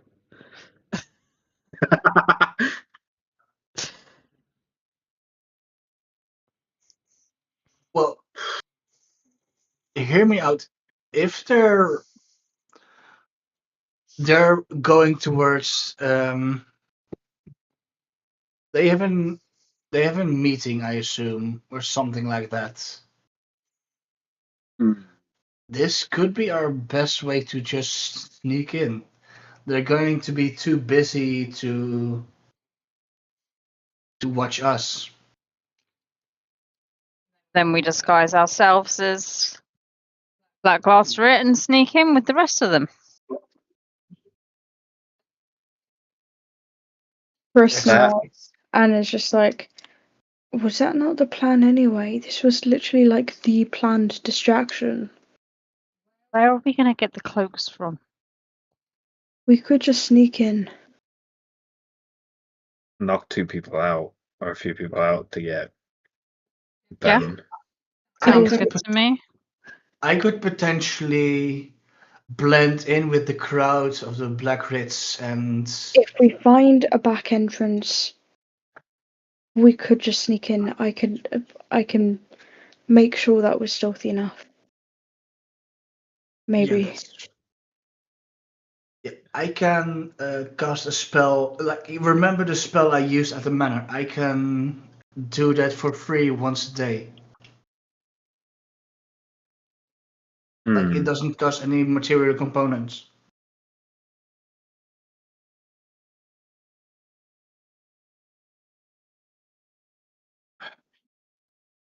I don't want to say it in character because I don't like describing spells like this in character, but I have Mhm. Pass Without Trace. Yep. So I can give us a big boost to stealth. Oh, yeah. Would that include the non-magical party members? Yeah. Yeah, it is it's everyone, yeah. let me just check how many people it is. Isn't it like 8 or something? Um, I think it's within it's actually just it's a 30-foot aura from Yeah. me, and everyone has a +10 to their stealth. Oh yeah. Incredible. That sounds amazing. The super stealthy barbarian. Yep. Extra stealth. And if there is a locked door, then I can always go slip through a crack and try and open it from the other side. That would be You know, good, the whole especially. turning into animals thing. Mm-hmm.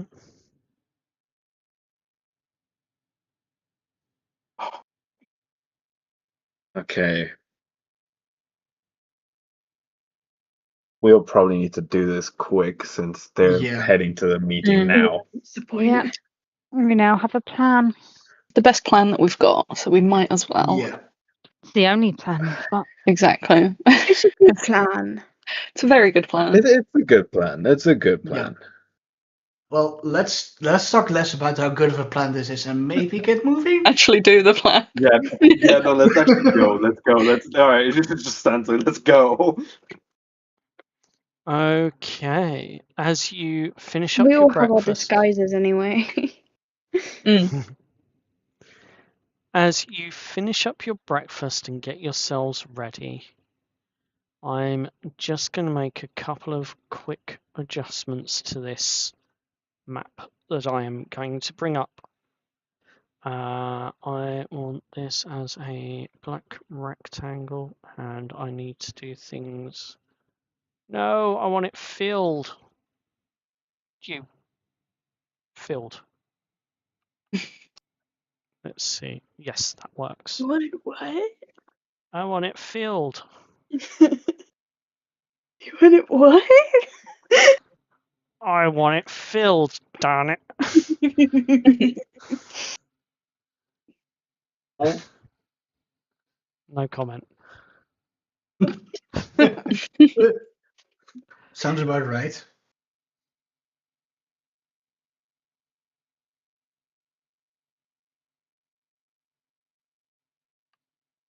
You already know that part of it. Excellent. Okay, so you make your way down the roads of Londinium through the smoother but still cobblestone streets and towards where St. Barrow's Annex is. En route, you do find yourself walking past Taylor's of Cambridge,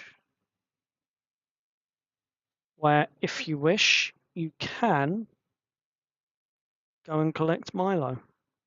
Ooh, yeah, that would be a good idea.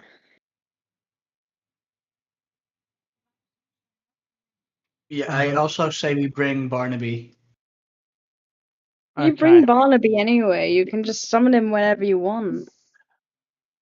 Well, technically, I summon him once and then he's just there. You can also dismiss him and summon him back anytime you want. I know. But yeah, Chris will dip in and be like, "Hey, can I get my dog? Can I get the dog, please?" Why, of course you can. How's everything going? Things are going currently now. I thought there was a few less patrols on the street this morning. Take it Lord Whitestaff had his day, as James looks over at you. I would say so. You see, sometimes they may not be the best of friends, but they might be useful. Take advantage of it whilst you can. Milo! And the dog comes out, looks up at you, and takes a couple of running steps before bouncing up on his rear legs to try and give you a hug. Oh. Chris will give him basically just like a big clap on the back. Because he's what, built like a staffy pit bull kind of thing? No, he was a... He's some kind Yeah, of... he was that kind of dog. He was like a hunting dog. He was a hunting dog, I think. Staffy, pit bull. No, I don't think it was ever properly explained. it was. I'm sure it was. Bloodhound, maybe? Mastiff. Mastiff. That's it, Mastiff, yeah. Mastiff was Similar the... build of dog, they all enjoy a clap on the back. Fair. Hell yeah. As someone who had a mastiff can confirm. As someone who had 2 staffies. But you pick up Milo and you put him on the lead that he's now got.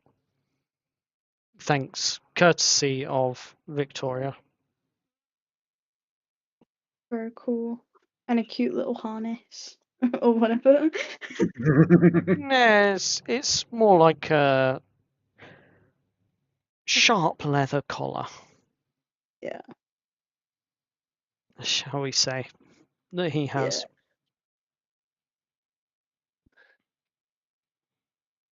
And you Chris is just rejoin. gonna whisper down to him, and it's just gonna be like, "I'm gonna get some bike studs and put them on your collar, and you're gonna look cool as hell." Rough. Yeah. Totally. But you continue making your way down, following directions you've been given towards St. Barrow's Annex. And you find yourself in front of the old chapel. Now, as you are standing a little ways away, you can see that there is quite the hubbub around. You can see the church and the spires that were built many, many years ago. You can see the different annexes and complexes within these walls, and they are quite high. You're talking maybe 10-foot high walls with entry being permitted only by authorized personnel at the front gates. You can see that there is an even larger watchtower in one corner of this complex, but you can't really see anything over the wall at this point.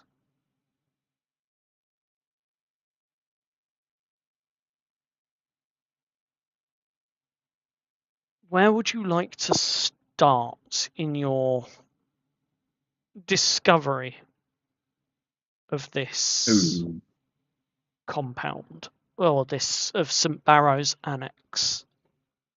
What would you like to scope out first? I think what we want is some kind of way in that isn't like one of the main entrances. Like a window that's slightly open. Are we like inside the walls, or are we currently outside the walls, like No, on Barrow Street? you are outside of the walls on Barrow Yeah. Street. Well, it's only about 10 foot tall. That's not exactly high. Who wants a boost? High enough. I Um, would say Steve, maybe we pick a corner and then we see if we can get over the wall. Steve whispers to Osiris, whenever we get over the wall, I definitely need a boost. And he keeps his quiet between Osiris and himself. And Like, we I'd just cast recommend, guidance on them for whenever.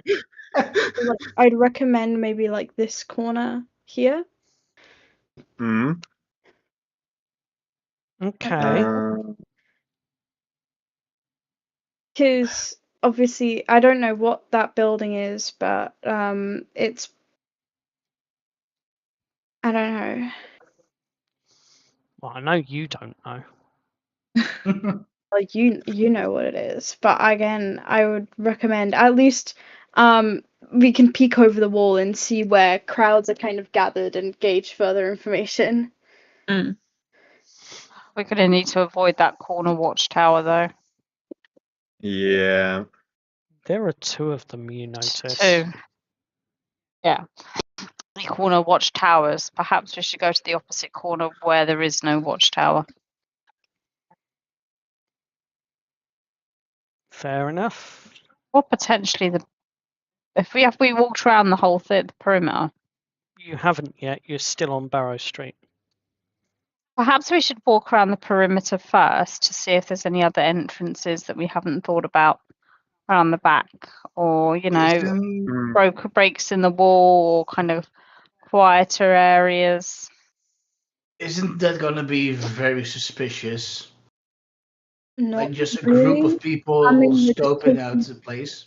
we're just taking a stroll along the river, just taking a circle. See, Yeah. that's fine, but the problem is we have our disguises. We're already being watched. So How if they see about? us, Sorry. it's all good. Like if they see us and they know, that's already a huge issue. That's Hey, why, if we need to, we'll be sneaky about it. Chris, Yeah, you can turn into animals, right? I can. What about if we're by a canal, what if you turn into a kind of a rat or a mouse and just kind of run around the perimeter and I then mean, see what's there? yeah, I can do, yeah. Actually, It's a shame you can't turn any of us else into animals. You could Yeah. turn me into a cat and I could chase you. Well, actually, I can change the shape of Barnaby. Yeah, but how long would that take? And isn't that quite an expensive thing? I can just, boop. I can join you, and I'm gonna cast Disguise Self in the alley. Are we in an alleyway or corner? You can be I think wherever we're you want to be, but it I can would be around imagine like at here. I would imagine at the moment that you're not Like, there. You're a little bit ways away, but you can see like down Barrow Street at this point in time. Cool. So I'm gonna cast this. Somewhere. I'm gonna try reading his hit. I can do this as possible, and I can join you, Chris, and I can disguise Hang on a myself. minute. Disguise yourself as what? Magic. Hang on a minute. Aren't they all being called back for an audit? Is the gate open?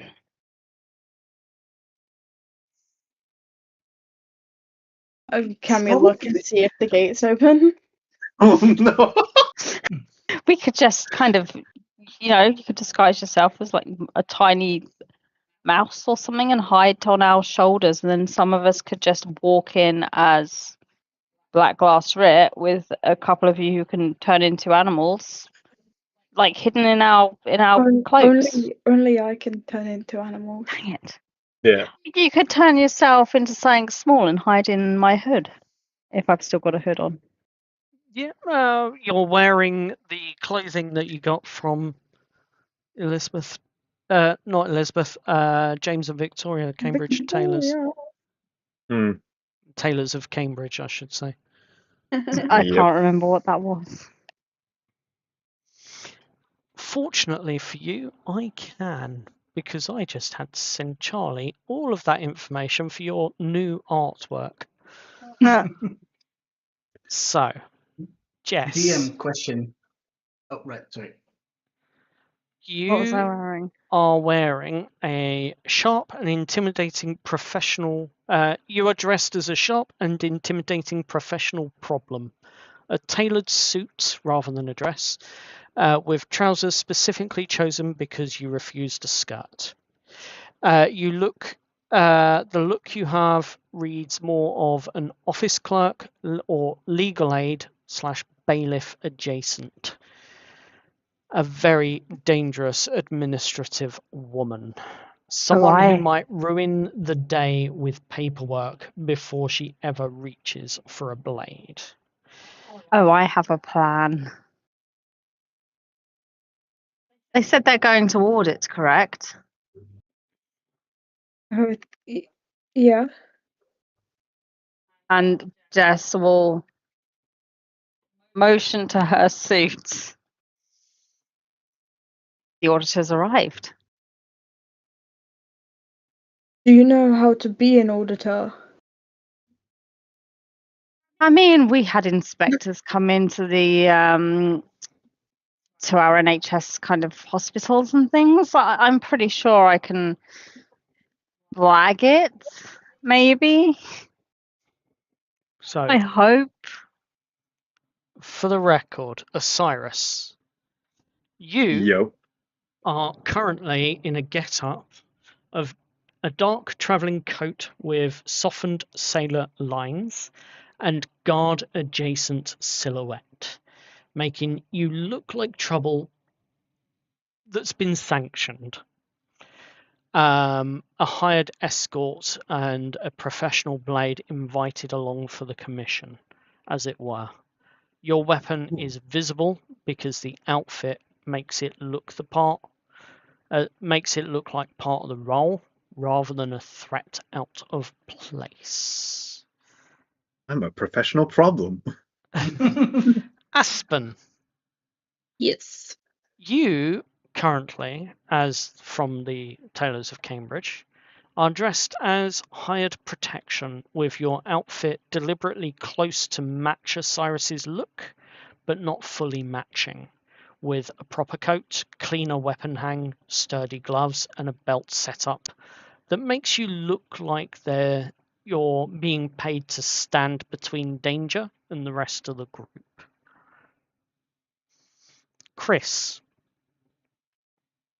currently you're dressed as an upper class natural remedy assistant, as it were, or herbal assistant, with the outfit including slightly baggy trousers designed to protect the legs from brambles, with a Victorian take on the cargo style for practicality and multiple pockets. The top was suggested when it was made to be thick but not too warm, likely brown and blues with a white underlayer. Visually less noble, but useful. Someone who might be attached to a specialist or sent into the fields or gardens to collect raw materials, for example. Steve, you were dressed as a scholarly technical consultant attached to the White Staff delivery originally, and Victoria and James wanted to make you look employed rather than an amateur wizard. So the look is like that of a muted scholar's coat with narrow gloves and a document satchel for books. The coat was also designed to help cover your tattoos.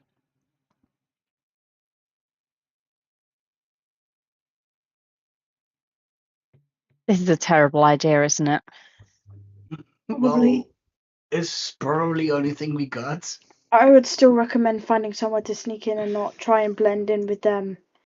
Yeah, no, that seems like a really bad idea. Mm. Well, I'm not one for good ideas. I'm more one for let's just, storm. Will turn into a rat Okay. and I will get through a crack. I'm talking as Chris. I'm not saying what I'm doing just yet. Mhm. But I will turn into a rat. I will find a crack in the wall. I will look for exits. I will just have a look around. And I'll be back as quick as I can. DM Just be- question. Yes. Would you consider it an action to change the shape of Barnaby? Changing the shape requires casting Find Familiar again. And that Yes. requires Okay. materials. That requires the Yeah. materials and the time. Which Yeah, is that's fair. I know Chris, Find Familiar so well. Fair enough. Chris, just be careful, okay? The first sign of danger, get back out here. Yeah, no worries. Okay. Is there anything anyone else would like to do? I could get a bird's eye view with Barnaby to to keep an eye on you if that's what you want, Chris. I don't mind. Just make sure he doesn't try and eat me. Just be careful, Steve. Don't forget last time they intercepted Barnaby and shot him down. I'm aware. Hmm. Do you want me to have a look around around the walls for an entry into this while you're inside the complex? I mean, I will be looking for an entry, but if you want to do, just make sure that you're not suspicious, I guess. Okay, I'll And probably what leave about it Milo? actually. Look Milo after Milo. Milo currently is sitting there growling with a deep but low rumble coming from his chest, as it were, as he can smell what's just up the way from where you all are. Chris is gonna slightly bend down and just give him like a scratch around the head and just be like, "We'll be able to go in there soon, and you'll be able to wreak havoc."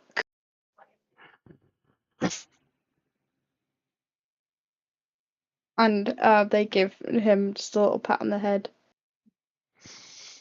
Before they stand up, and they do a similar pose to last time. They kind of just stand in a pretty solid stance, just fists kind of come together. They open their eyes and they kind of like flash in a kind of light green, and you just see them shrink, and they're a little rat. Okay, you are now the rat. They're like a little dark grey rat. And oddly enough, they probably have like around their neck almost. They probably have little flecks of the green and purple that's in their hair. It's almost like the coloring of a pigeon on a rat. Oh my god, That it's is, perfect. that is Hell the cutest yeah. rat I've ever seen. Fair Can enough. That is adorable. So, as you are now a rat with a mission in your mind, you begin to set off up the alley towards St. Barrows, to St. Barrows Annex, the civic recovery house that's operating under the black glass writ. The first thing you notice is how oppressive this place is. The walls designed leaning outwards ever so slightly, so as to discourage people from climbing in. The black glass writ operatives that seem to be patrolling, with a couple at the gates at the entryway, which is point 1 on the map before you. Mhm. Of which, now, there's the erase button, is the main gate's guardhouse and entry checkpoint. You can see that there are officers filing in every few minutes at this moment in time, and you can see that the front gates are being guarded and watched. Although at the moment, from where you are, it looks like it's a busy entrance. And the corner by the canal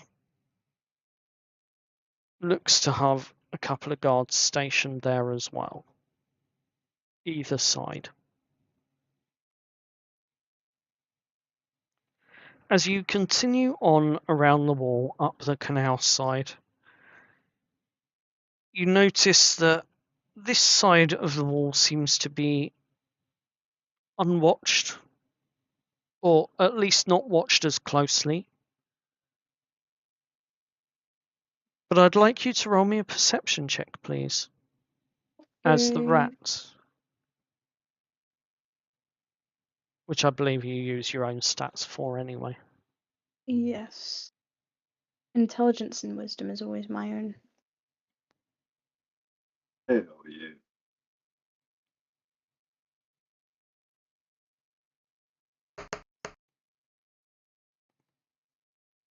23. Dang, 23. That is when I can find the correct. There we go. On a 23, you spot a crack in the wall about halfway up. But with a little bit of intelligence, you keep walking further and further round before you come back to it. and you do reach point number 9 on the map, which is the rear gate and service entrance. This seems to be guarded, but only by one guard at the moment. But the gates themselves are open rather than closed.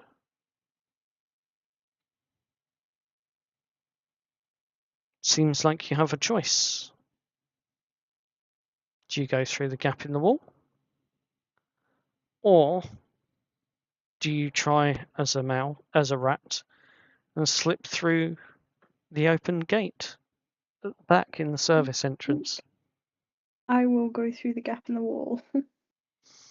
Okay. As you go through the gap in the wall, that brings you out in front of the recovery halls and dormitories at where the 0.5 is on the map.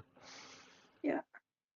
And you are inside and just sitting beneath the vague semblance of a hedge that's on the inside of this wall.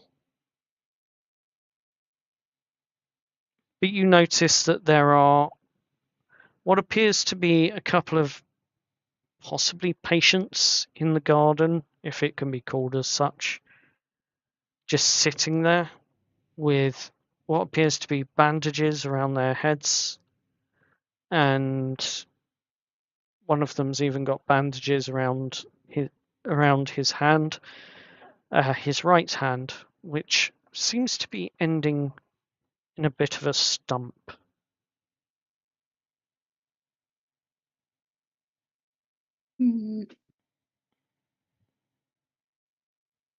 Where would you like to scout? I will. I don't know. I would be a good area to. I think I'll probably start heading like down like this direction and just come through like the inside of the wall Okay. and just see basically how many people are around, whether it would be because from what I see it's mostly like patients and stuff, at least in this area. Yes. As you come round and down towards the front of what appears to be the infirmary wing, medical and assessment facility, you do spot that there are one or two, well, if you can call them nurses, one or two nurses with one or two patients just sitting out the front. Nurses obviously with their patients. But other than that, it's fairly quiet. There is a black glass writ watchman standing at the front of the doors of the infirmary, but it seems to be very quiet. And as you look further on down past where the main gate is at point 1 on the map, you realise that the people that are coming in, the Black Glass Writ members that are coming in, seem to be heading straight up through the middle and then disappearing. You're not sure where they're going exactly, but they seem to all be going in roughly the same direction. Okay.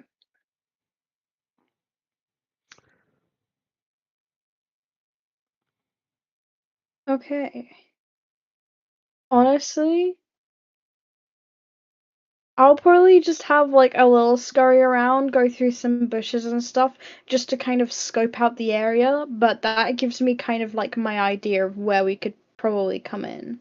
How long do you have your change shape, wild shape It's for for? an hour. Okay, so what I'd like you to do then is For the next hour, 2, 3, 4, 5, 6. Let me roll me a d20 and add your. Roll me an investigation check then. Oh, okay.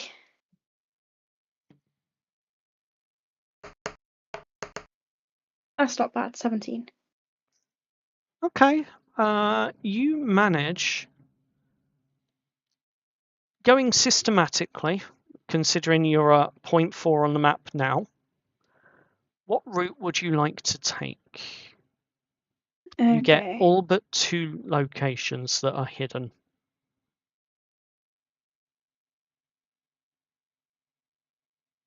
So if I come into these kind of bushes here, That I would can get a reveal. look at 7 and probably the entrance to 2. Yep. So 2 appears to be the administration wing, office records and intakes, which seems to be where a lot of these That makes sense. officers are going. That makes sense for auditing.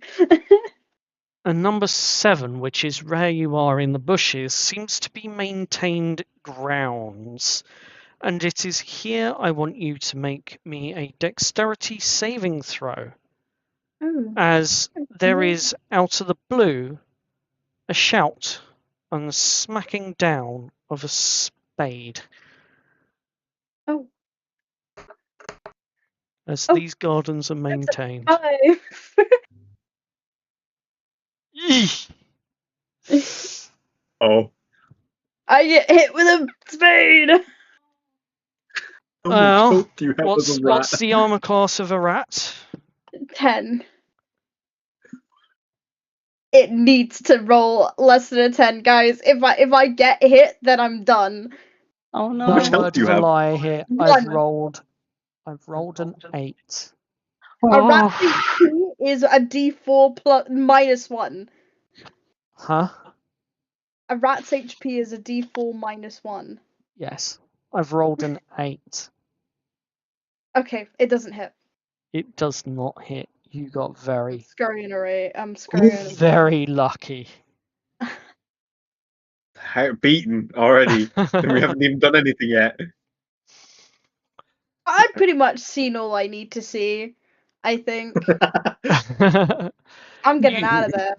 You do see. Hey, Jess told me to get out of there if there was any sign of danger, and that spade came ridiculously close to my head. So I did. Yep.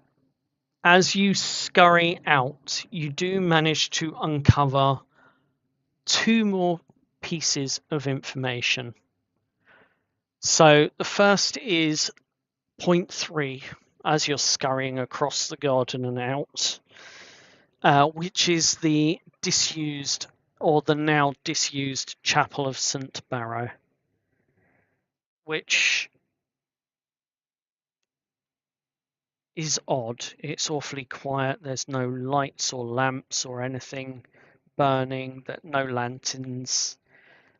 Yet there are still 2 guards out the front of the building. Despite the obvious disrepair and disused state of the building. And the other thing that you realise as you scurry out through another crack in the wall, round about where point 11 is that as you poke your head out, you find there's another patrol going by. And you pause for a moment before scurrying back.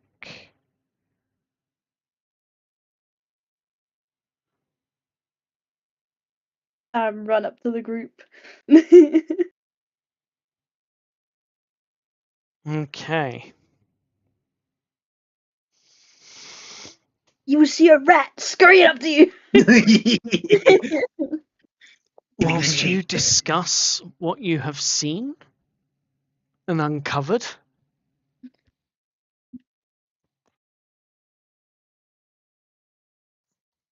I will be back in a moment. So what's the verdict? We, You got this. Come on. they're gonna unrat themselves. Unrat. You Unrat. take off your suit. You're actually just a rat in a suit. Right on my rage and still just do Oh. So are there any entrances, other entrances that we could potentially get in? Well, the outer walls aren't exactly easy to climb over. They're all kind of angled backwards. Okay. And basically from what I see, the best entrance there is a gate at the back, which the wall that goes along the canal is that there's slightly less guards posted up and down that. So if we wanted to try climbing up the wall, that's probably the best wall to climb up.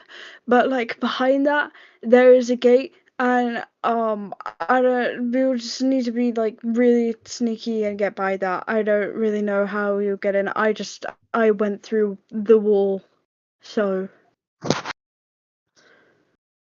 But basically, if we stick to kind of the southeast corner of the whole place, there are kind of less guards there, and like all of the officers and that are coming in, they're all going to the southwest. That's where I think all of the officers are. I didn't get to see loads. I was very small and I almost got smacked with a spade, so. Very nice. Yeah. But there's like a hospital wing effectively. Like the entire like medical stuff spans across like two buildings, kind of like the actual hospital wing and kind of the recovery area. I don't know. It seems really weird, and I'm honestly kind of scared, but that kind of area seems to actually be the best place for us to get in. Okay. Well, I think we don't really have much choice. That's our way in. Yep. Also, by the way, guys, this is out of character. Whenever Lou comes back, we can't really go into detail of of all of the rat stuff. Yeah, no worries. If it's ever brought up, we just say I was a little guy. You Little were a little guy. guy. Got it.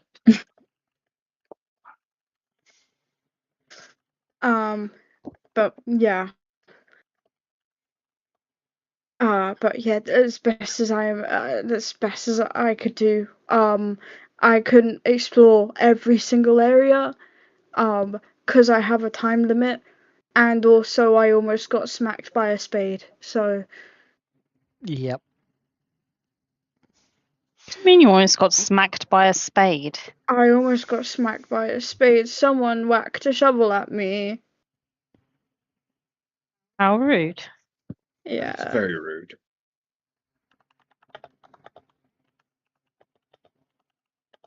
Yeah. Again, if we want to brave trying to climb the wall, it'll be very difficult, but you can take the east wall for that. But if we want to try sneaking in through a gate, then the gate at the back at the northeast is probably our best bet. Were there any Let's go guards? then. There are guards, but there's guards patrolling all of the time and also posted at every entrance, so So, yeah, let's go. We'll do all that when it comes to it. Guys, would you guys be okay if I boosted my dexterity just a little bit? I'm not that stealthy. I can get us. I can help us be stealthy. Yeah, I can give myself a Get's Grace, meaning I'll be more dexterous. How do we want to do this? Do we want to do this kind of just saying, "Oh, we're these people," blah blah blah blah? Because I don't think that will work very well. Do we want to try Let's something? try to avoid people as Because much I as we got can. They know who we some are. Yeah. from the time that I went in and I went out. Did I get some kind of idea of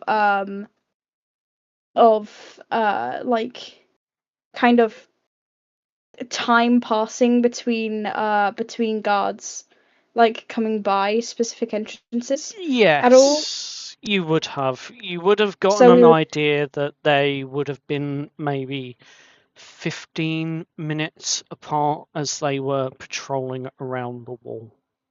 so we could time it pretty well then. Yeah. Hi, Lil. Lou! Hello. Hi. But Hi. before we get into the actual infiltration and rescue, we are going to skip into the internals of St. Barrow's Annex, where Aura is currently being held captive in a cell. Aura, are you there with us? I am. Hello. Hello. You got this. You wake to the sound of bells. Not loud bells, not city bells, not the bright, honest kind that call people to a market or a chapel. These are soft bells, controlled bells. Bells meant to tell people where to stand, when to eat, when to pray, and when to stop screaming.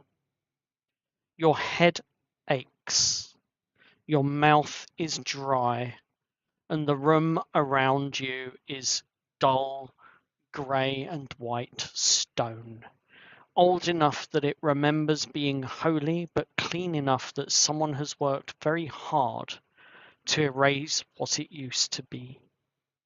There is a narrow cot beneath you, and a bowl of water beside you, and a folded grey blanket at your feet. Your wrists are individually bound with what appears to be a soft padded material and iron or lead. You're not sure which. It's very, very dim in this cell. Previously, you have tried to pray and only found that as you've reached out, you could only find the rotten roots underneath the chapel cell here where you are.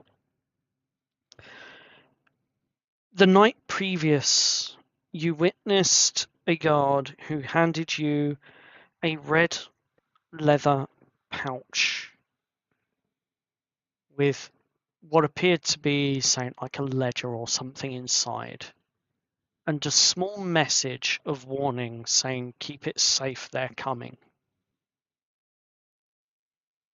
Before watching this guard that was seemingly helping you out or helping you through whatever torment and torture, as they stepped up and walked up the stairs, get stabbed and murdered before you.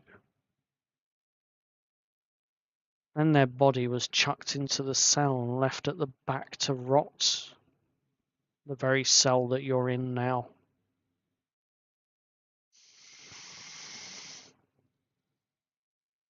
However,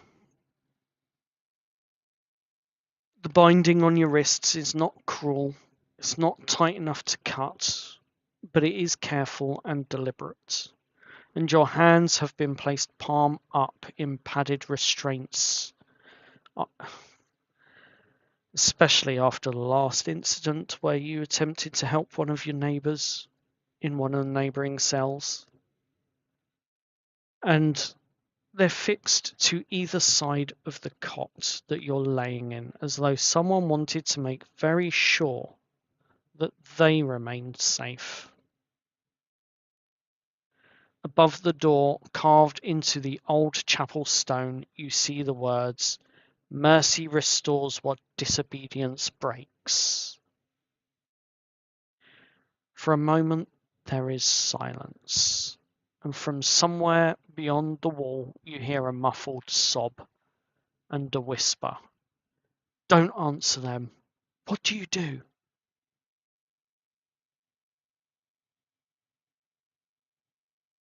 Um,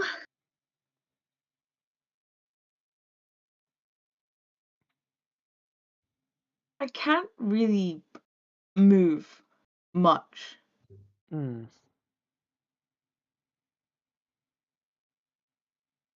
So I look at the guard. Mm-hmm. I try examine him. Do I recognize him? You don't recognize him, but you do recognize him as a guard that, for some unknown reason, the last couple of days in particular, has been rather helpful. Whilst you had some freedom to move around in the cell.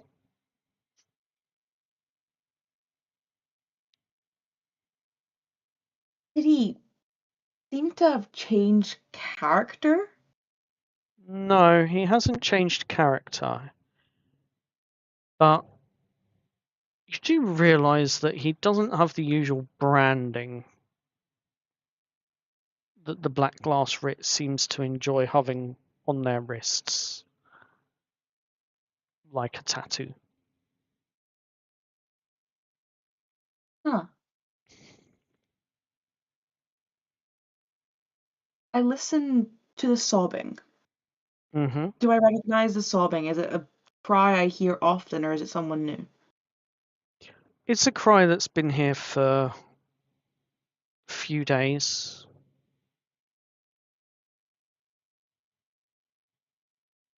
You recognise the sobbing. Unfortunately, it's almost become a lullaby in the background.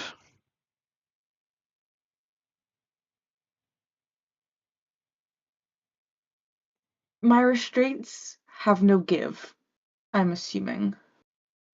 Mm, the restraints. Roll an investigation as you try and tug on them. Rolled with my IRL dice because I've not opened D&D Beyond, but that was a 19. You realise that these restraints are not built to punish, but more to preserve. Your hands are being protected for some reason, not merely just bound. And as you realise this, you notice that there is faint black dust worked into the inner hinges of the cuffs that you are wearing.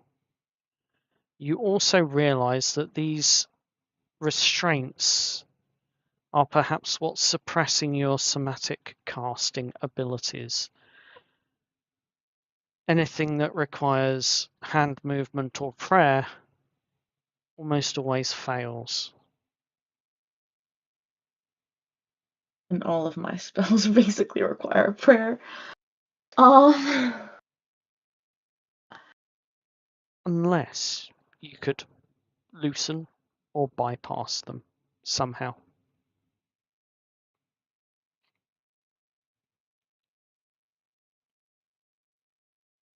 I'd like to try and bite the bottom to see if I can pull my hand out. Very well. As you've worked out already that these restraints are built to preserve your hands, to keep them safe, whilst at the same time restraining your abilities. It doesn't take you that much in the way of strength to actually free them from the cot itself. However, the cuffs do remain on your wrists, and you are now free to actually get up and look at what's chaining your feet.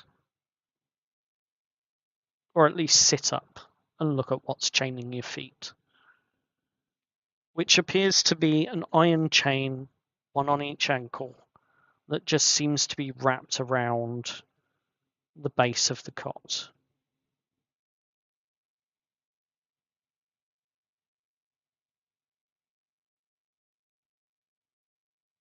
Stupidly, if you picked up that chain, you could probably walk around again if you wanted to.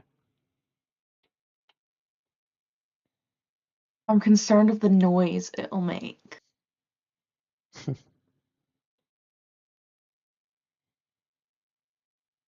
I'm going to stand Okay. and then get on all fours towards the guard without moving my feet to avoid making any sound with the chain. That is one hell of a thing to do, as it would involve climbing or lifting one of your legs over and around the entirety of the bed in order to untangle the chain from the cot in order to allow you to do that.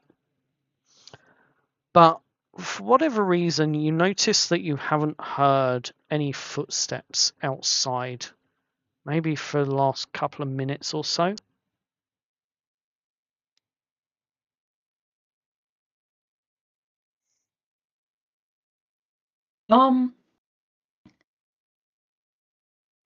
I am going to take my bindings for my hands and kind of put them on top of my hands to make it look as if they're still bound, and then shake the chain really loudly Okay.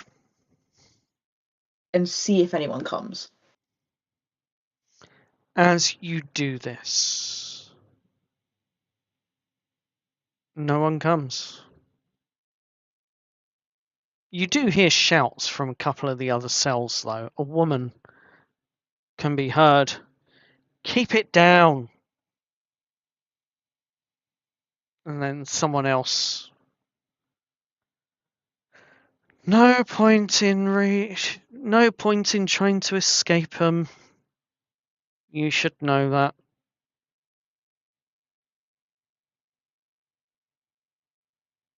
Winces, but now has the confidence to I'll like take the chain and try and untangle it so that I can stand and move around, as people clearly aren't listening to me right now.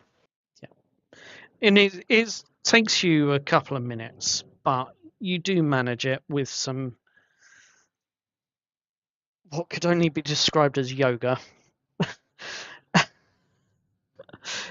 in order to break the chain free.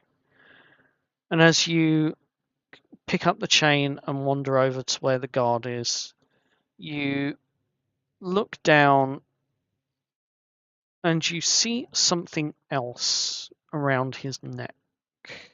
A necklace that bears a noble coin, or the coin of someone of nobility, as the centerpiece of the necklace, as it were.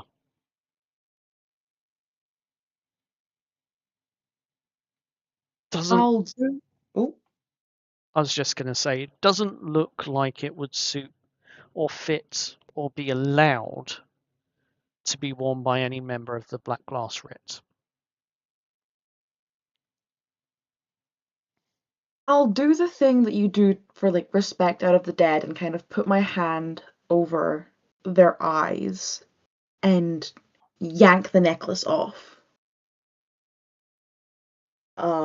Before saying a quick prayer to let the dead rest. And Can you roll me a religion check, please?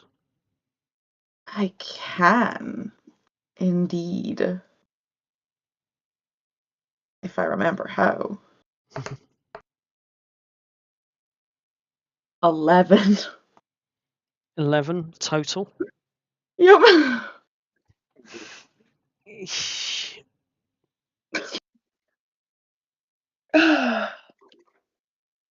You say your prayer. You hope that it's heard. You feel like there might have been something there. Not a voice or a word.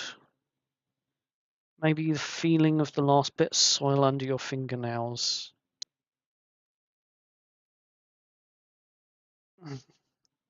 That's about it.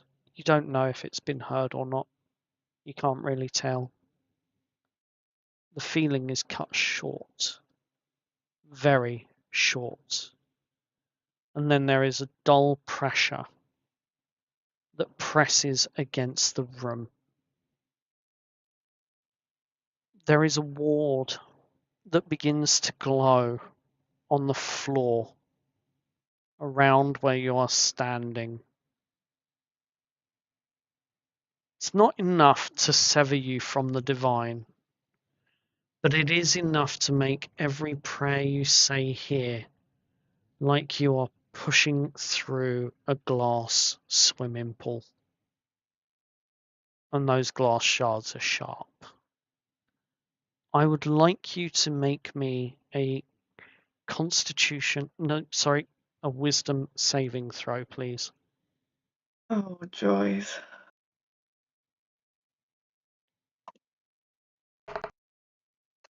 18. You manage to push through this feeling and break it. But at least you know now if you try it again, it's going to happen again. It served its purpose as a warning.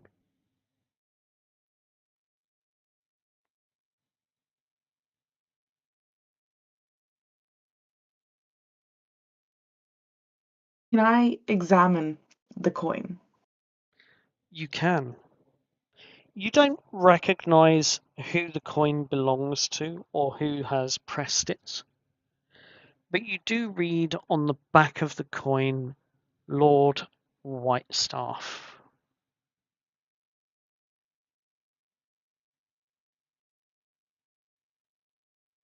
I'll put that in a pocket. That seems important. And examine the body for anything else that could be useful.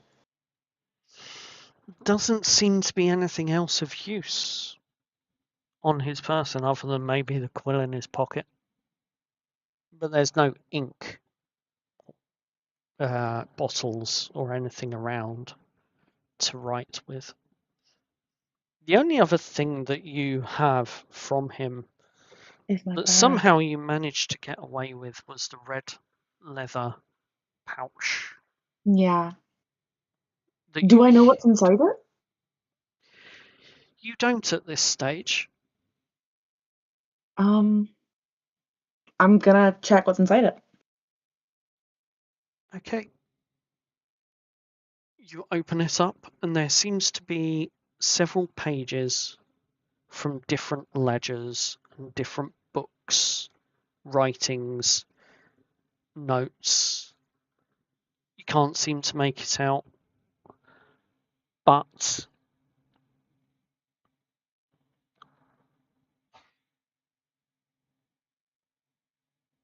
what you do realise is what you're holding, it may just be enough proof for whatever may be coming in the future.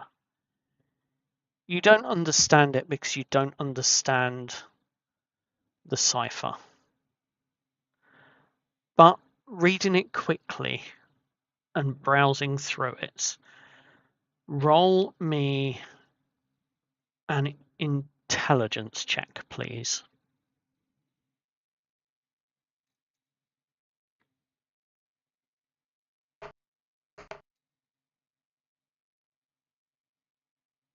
10.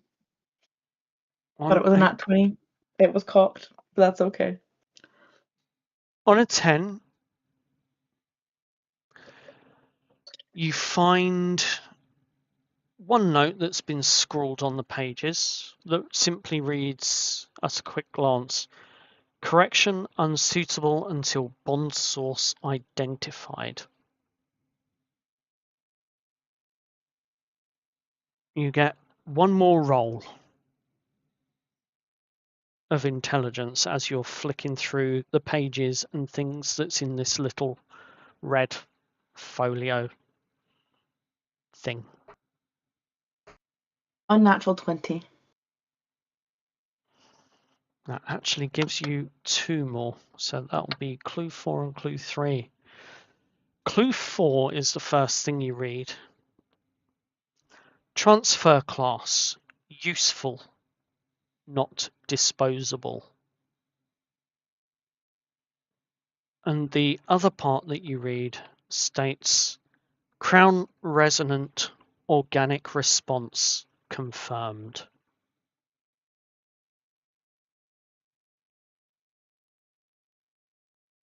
Crown resonance organic. Response confirmed.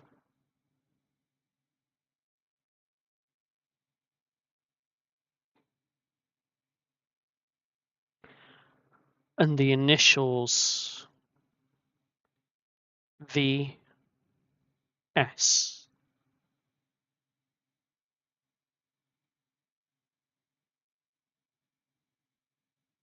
on one of the other pages stands out.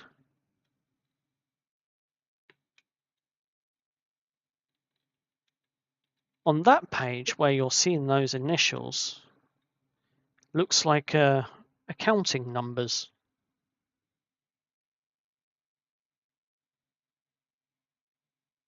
Sums adding up with little lines adding tallies. And the initials VS at the bottom of the page. Before you hear a noise coming from outside as what sounds like a thick, heavy door begins to unlock and open.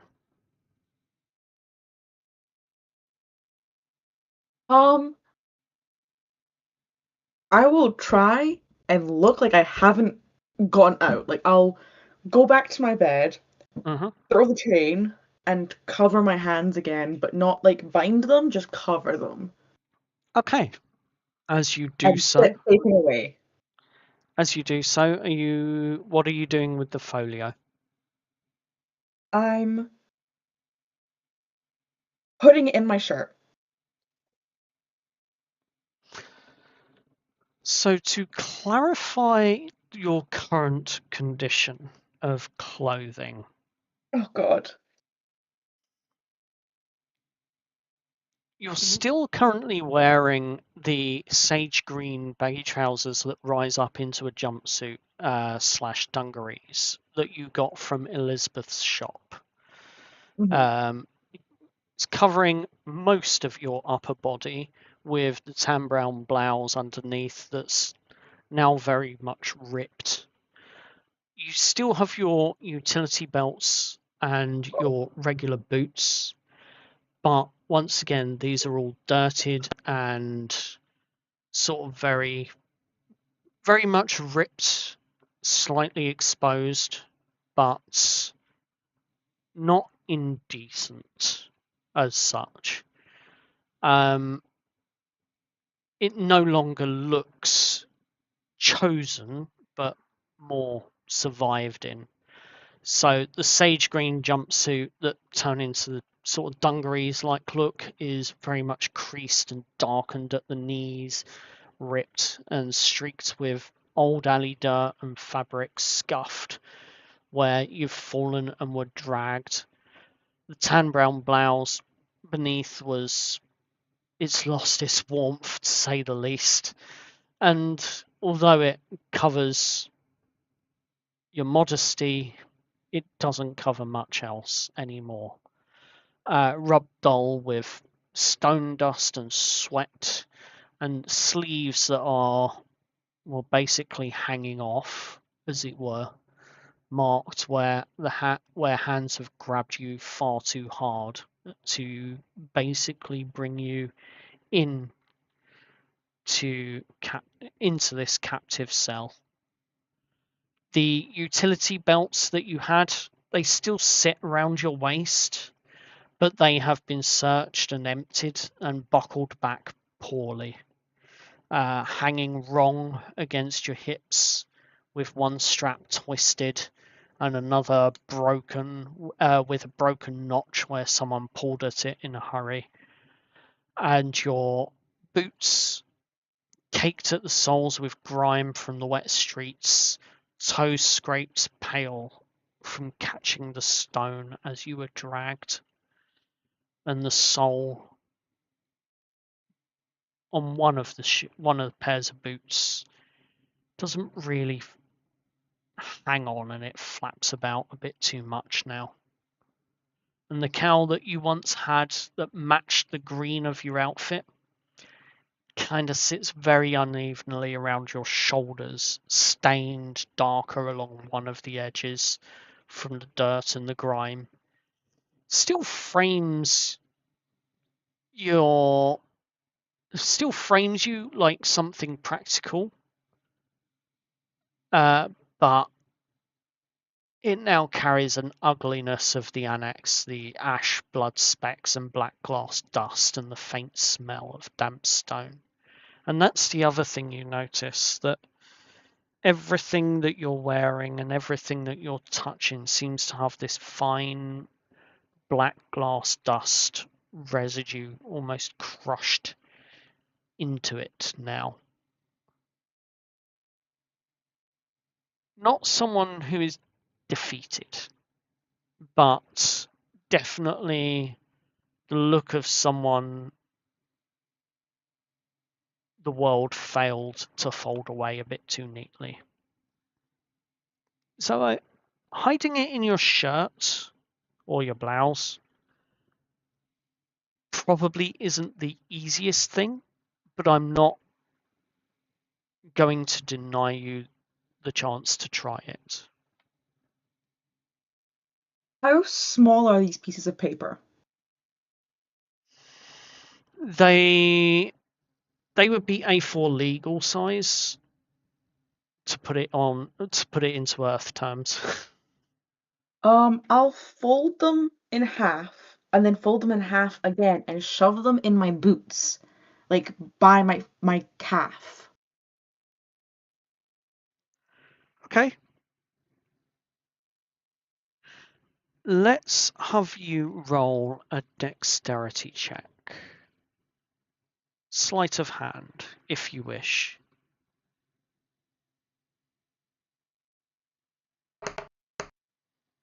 Unnatural 20.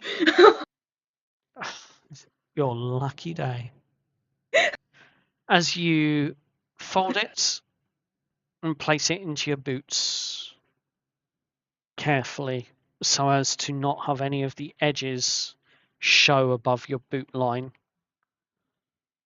the door opens and a woman steps in wearing a grey and white recovery uniform. She's not armoured, she doesn't carry a blade, and her smile is gentle in the way a locked door is gentle. Shall we say, it's stern and solid.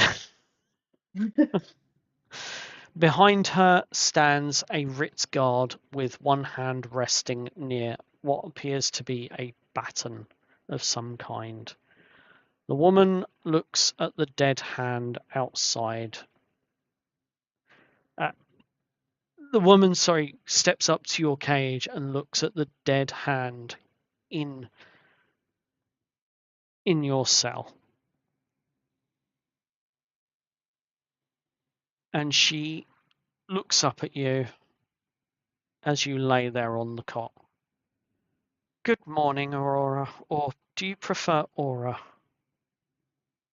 Aurora. Huh. She pulls up a chair beside the cot. I am Sister Vey, and fear not, I'm not here to hurt you. And she takes a look at your restrained hands. Can you roll me a deception check, please? She's rolled low, so you've got a good chance on this.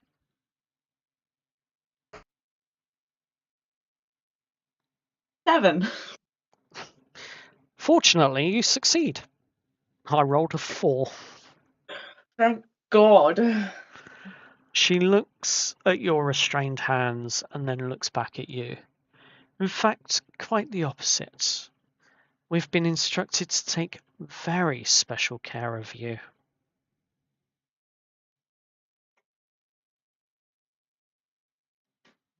Reason. Well,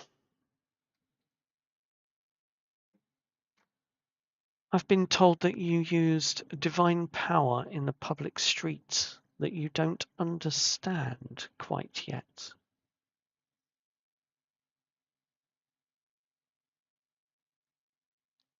And that you were frightened, and that's quite understandable.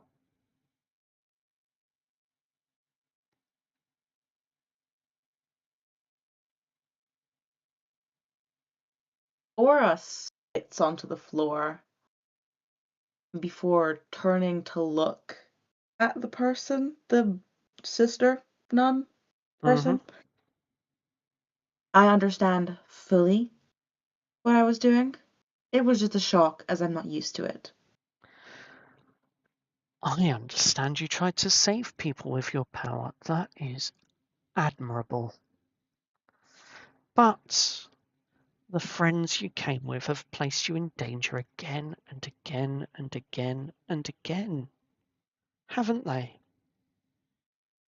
And then they let you wander off on your own in a place that you have no idea about. Now, what friends would really do that? I'm not some pet they have to monitor. Ah, well, here in this chapel, you can be useful without being afraid, and we can teach you what you really are. Wouldn't you like to learn more about your divine powers?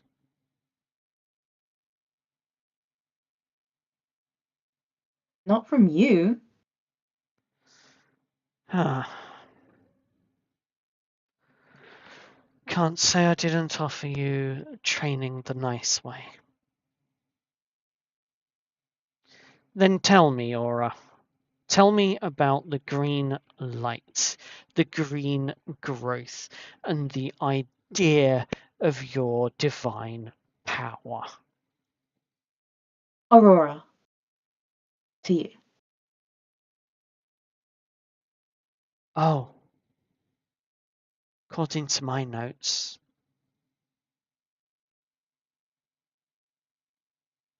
DU 1173.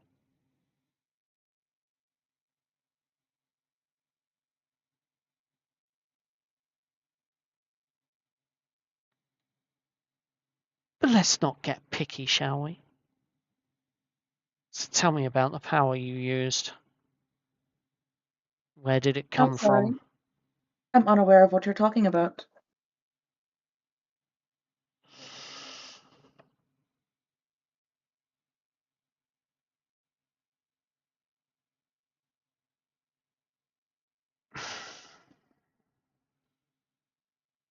The guard looks up. Captain Sorrel said, "Do not provoke her." Captain, I thought she was a sister 5 seconds ago. She is Sister Vey. You, Sister Vey. Just remember, Captain Sorrel said, "Do not provoke her." Oh, I see what's going on. Interesting. Sister Vey takes up her notebook, writes a little note in it. Resistance profile. Loyalty bound. Pressure through companions recommended. And what's that supposed to mean? Closes her notebook and stands up. Your friends will be here soon.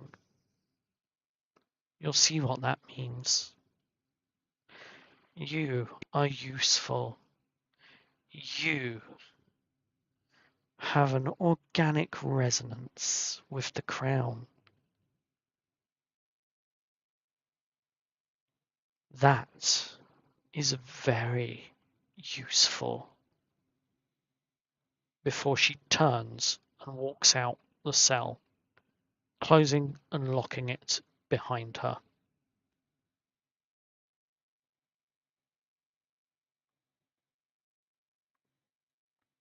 After the exchange and Sister Vey has left,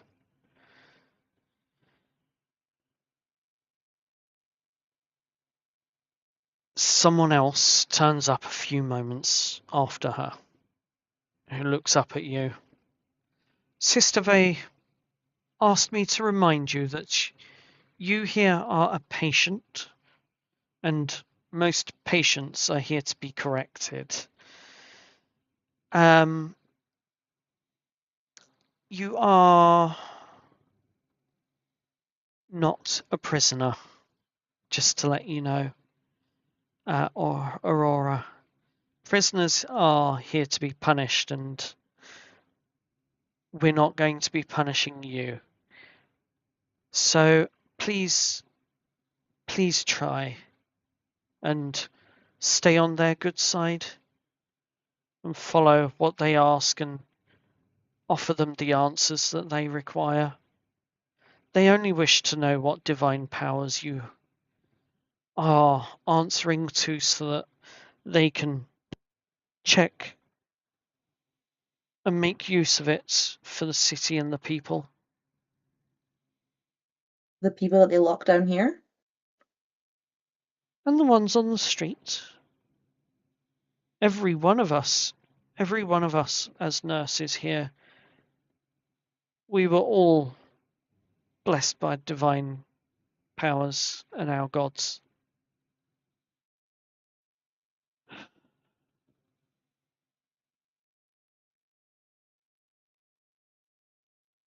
And as she takes a step back, you hear somewhere off in the distance what sounds like alarm bells.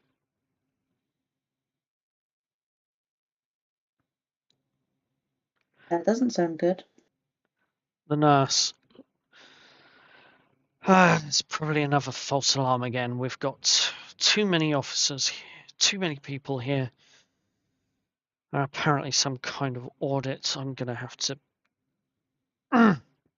Guards, make sure you lock this place up and don't let the auditors in. And for God's sakes, find out who or what is trying to break into our facility. And as she leaves, the door closes and the lock turns and you hear it click shut again. Other than the sobbing, you're alone in your cell once more with the dead body.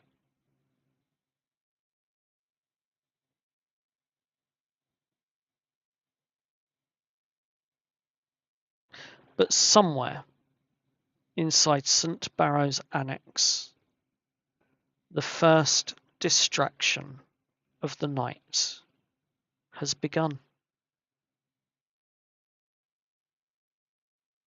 And that's where we're going to end tonight's session. Oh, Leaving on a cliffhanger, damn. well Every done. week.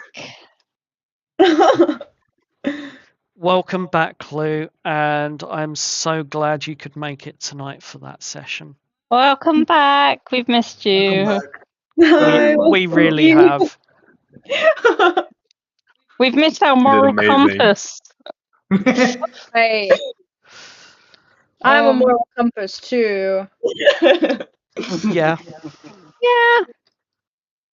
Yeah, I think Aurora more so. A bit more so. She's got all the religious stuff. Exactly. I think it's safe to say Steve is more of a wild card. Yeah. Oh, Osiris is definitely the Honestly. wild card at the moment. Oh yeah. Who? Whether Jess that be is just good or No. bad, guess we'll find out. Jess is What? just chaos.